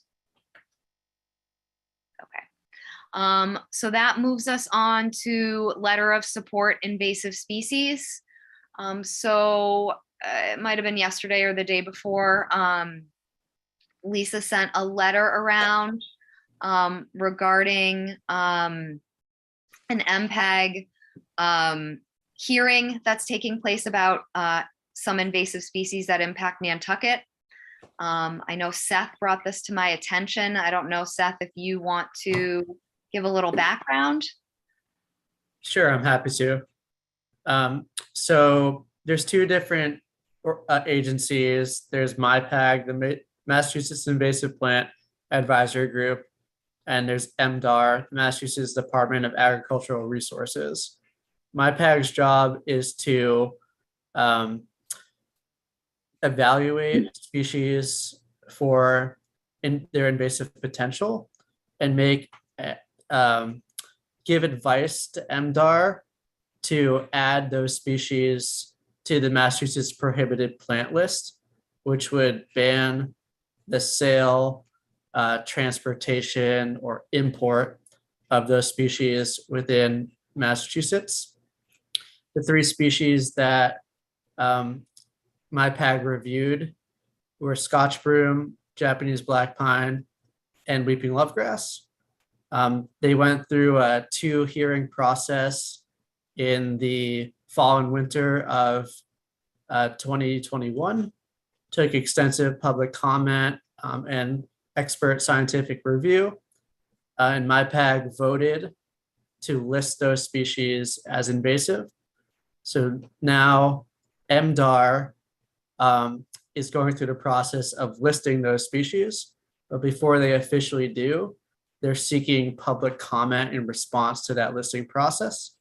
There was a Zoom hearing for oral testimony this week, and written comments are still open until this Friday at 5 p.m. So the purpose of the letter would be to support MyPAG's decision and to ask MDAR to list those 3 species as invasive. It says this in the letter as well, but we already in our Nantucket local regulations consider all of those 3 species to be invasive on Nantucket. Thank you, Seth. Does anybody have any questions regarding the letter of support? Mike? So I did have a question, Madam Chair. Okay, hold on. Mike has the floor first, and then I'll go over to you. Yep. So Well, he's the expert there. the purpose of the letter is just to put the Conservation Commission's support behind it as opposed to individuals. So just added support, is that what you're looking for, Seth? Yes, just to, as a commission, rather than individual citizens, say we support MyPAG's decision and we ask MDAR to move forward. Thank you. Thank you for that question. Linda? I was absolutely in support of it when I read it. My only question, I was just sort of surprised to see Scotch broom on there. I've grown up with it here. It's been around a long time. Yeah, I know, like privet, that's invasive, but I hate privet. But I just, I was curious about the Scotch broom. Yeah. If Seth has an answer. No, well, I remember Scotch broom as well from my childhood here, and the issue, and I think it describes it in some of the background work. With our warmer temperatures, Scotch broom is surviving and propagating more than it used to. So it's really spreading into native habitat, but I know Seth could articulate that a lot better. So Seth, do you want to go ahead? Sure, there is supplemental information on MDAR's website that has all of the listing criteria for each of these 3 species. And it's a 20-page document split between those 3 species that has historic records, range shifts, evidence of invasiveness, very significant. I don't know if I can get that link out to anyone in any way, but I can share my screen or I can send it after. No, I can't see it anyway. I'm just curious because in a nutshell, it's because it's taking over areas it shouldn't be. Yeah, in a nutshell, Scotch broom has been around on Nantucket for a very long time, for over 100 years. But with warming temperatures, it has become more invasive than it has been in the past, especially in the Atlantic coastal plain. So it's maybe not as invasive in the rest of the state, but in our unique habitats of Nantucket, it meets all of the criteria for invasiveness. Just as a little bit of background too, in Washington and Oregon, Scotch broom is a listed invasive species causing billions of dollars of damage each year. So things like national considerations were taken into account as well. Thank you, Seth. Mike? Can it be, one more question, Madam Chair, to Seth through you. Can it be eradicated or controlled? Or is it, we're just going to have to not allow anybody to have it anymore? I don't know how you get rid of it at this point. I'll probably leave eradication or management to people who work in the industry. Maybe Mike has something to say. What the listing on the prohibited plant list does is bans the use, sale, transportation, and import. It doesn't require you to rip existing plants out of the ground. Any existing plants are essentially grandfathered. It can be obviously managed with herbicide application. Obviously, controlling invasive species is difficult. So the point of this is to limit additional new plants coming into the Commonwealth and exacerbating the issue. Thank you, Seth. Mike? I was just going to say quickly, the imported cultivars are nothing like what we're used to seeing for the, I can't call it native, but the Scotch broom that has the dark yellow that we see all over the island, so. I'll just leave it at that. So Thanks, is Scott. that Scotch broom that's along the bluff? You know. Where there is along the bluff. Yeah. It is Wisconsin, yeah. Yeah. Thank you. And as an aside, I mean, I'm so ignorant about plants, it's embarrassing. Ask me about muscle cars, that's a different issue, but which particular pine is it that we have everywhere? Well, we have a lot of different pine, but Japanese black pine is what you see in like the coastal dune fields now, and it spreads everywhere and then it just dies because of different boring beetles. So that's the problematic one, not our pitch pine that's like very tall and straight. It's the branching. Right, but so we have black pine on the island, then that's what was brought here 100 years ago and that we have everywhere? Yeah, yes. I mean, I would say pitch pine is very expansive throughout the island as well, but Japanese black pine was brought here in the mid 1800s for soil stabilization and as a windbreak.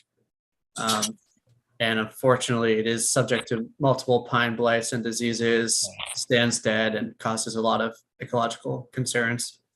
While I have the floor, I would just say on the logistics side, we're looking at the letter. I don't know if we want to slightly edit the text to just like reflect what the commission's vote is. So after we say it, you know, instead of just representing the language from the chair, we can say the board voted X to X to approve this letter. That might be a little bit stronger.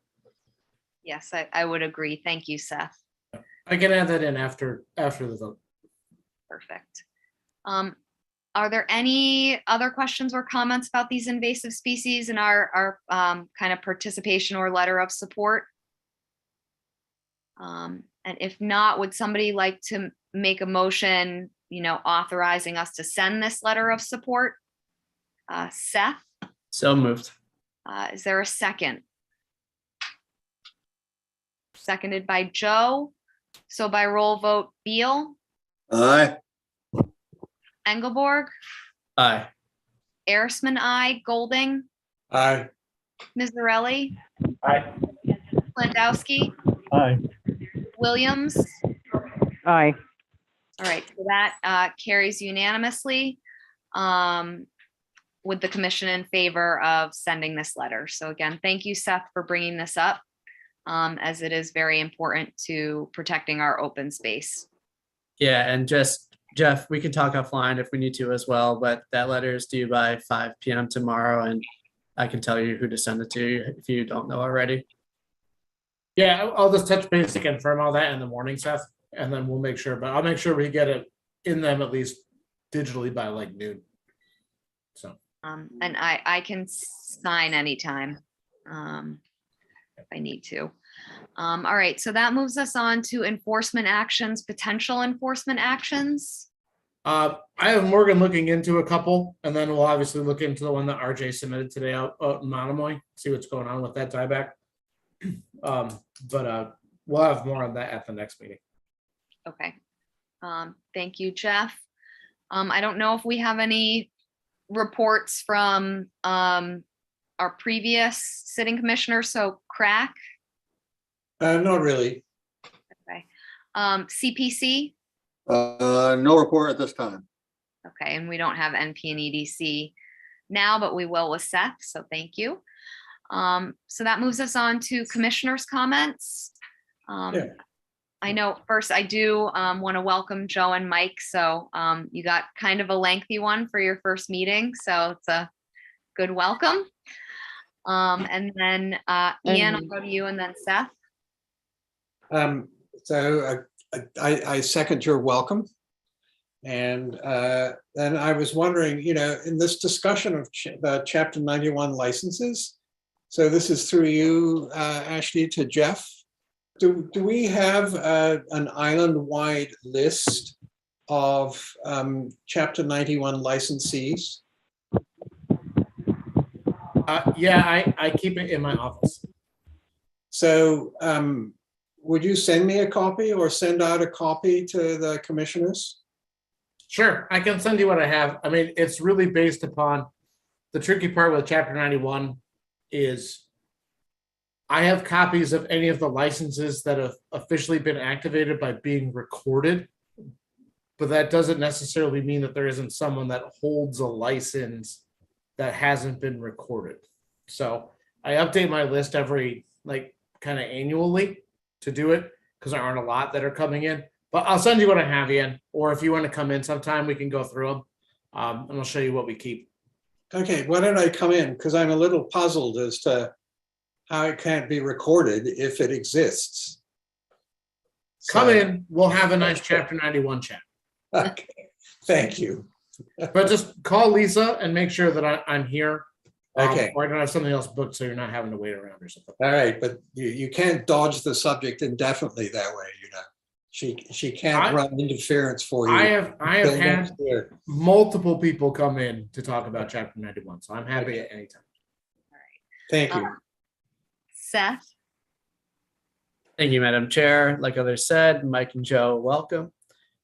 Jeff, to you, do we have any update about the Sacagawea Ponds, the report from Ken Wagner? Yes, I know I said I was going to send it and I forgot, so I will send it. Sorry about that. Thank you. And then secondly, I'll try to take a very short amount of time. But I mentioned in one of the application, this requirement to submit all up to obtain or apply for all local permits at a time. I know that definitely has not been the case in the past. We get people playing the permit carousel. So Jeff, is there a better way, or Ashley, maybe, is there a better way to move forward with checking on those? Because I honestly think we shouldn't really be opening hearings if we don't have that information. I know it was like 2 years ago, maybe even 3. Jeff, you set up a conversation between like all the board chairs and then nothing ever came of it. Need you to water. Yeah. No, We let have me. been doing that for years. So, I mean, I happen to have pretty good access to health, which is one of our other ones, and can probably arrange to do. I know the town has been trying to roll out a program called EnerGov, which is online permit tracking for people to go through and do that. We didn't get included in kind of the beta phase for the town. We're just trying to test it out. But that may be coming soon. Let me try to pull some information together on that, Seth, and maybe we'll find a way to make that happen in the short term. If it's not the online tracking system, but some way to get something in place to do that. Thank you. I think it would be beneficial not only to us, but the applicants as well, if there was a more streamlined process. Any other commissioners' comments? It's like no, so we'll move it over to administrator staff reports. Welcome aboard. Sorry, we literally had like our longest meeting in like 3 years for your first one, but they're not always this long. I don't remember who it was, if it was this sitting board. It's like one of 2 for first meetings. I feel like, Ashley, was your first meeting one of the ones that was like 30 minutes? It might have been a really short one. It Yeah. was just really short. It's just luck of the draw. But they're not like this, but thanks. I think everyone had good contributions tonight. And like always, if you guys got questions or things in the interim, feel free to call, email, come in. We're happy to go through any filings, or if you just see something out in your travels and say, this looks weird, just, email in a picture or something. We're happy to take a look. So like I said, we're here to be a resource, and, one down and 2 years and like 51 weeks to go. You're good. So And off and rolling. this isn't that long. We had some 5-hour ones back in late fall, early winter. So not to scare you guys. All right. So if there's nothing else to report, we're not going to go into executive session because we're still waiting on update information from Ben. So all we're looking for is a motion to adjourn. I'll make a motion to adjourn. Good meeting as usual, Madam Chair. Thank you, Linda. Mike, were you seconding the motion to adjourn? So by roll vote, Beal, Aye. Engelborg, Aye. Arisman, aye, Golding, Aye. Mizzarelli, Aye. Plendowski, Aye. Williams. Aye. All right, this meeting is adjourned. Goodbye, everybody. Thanks, everyone. Everybody.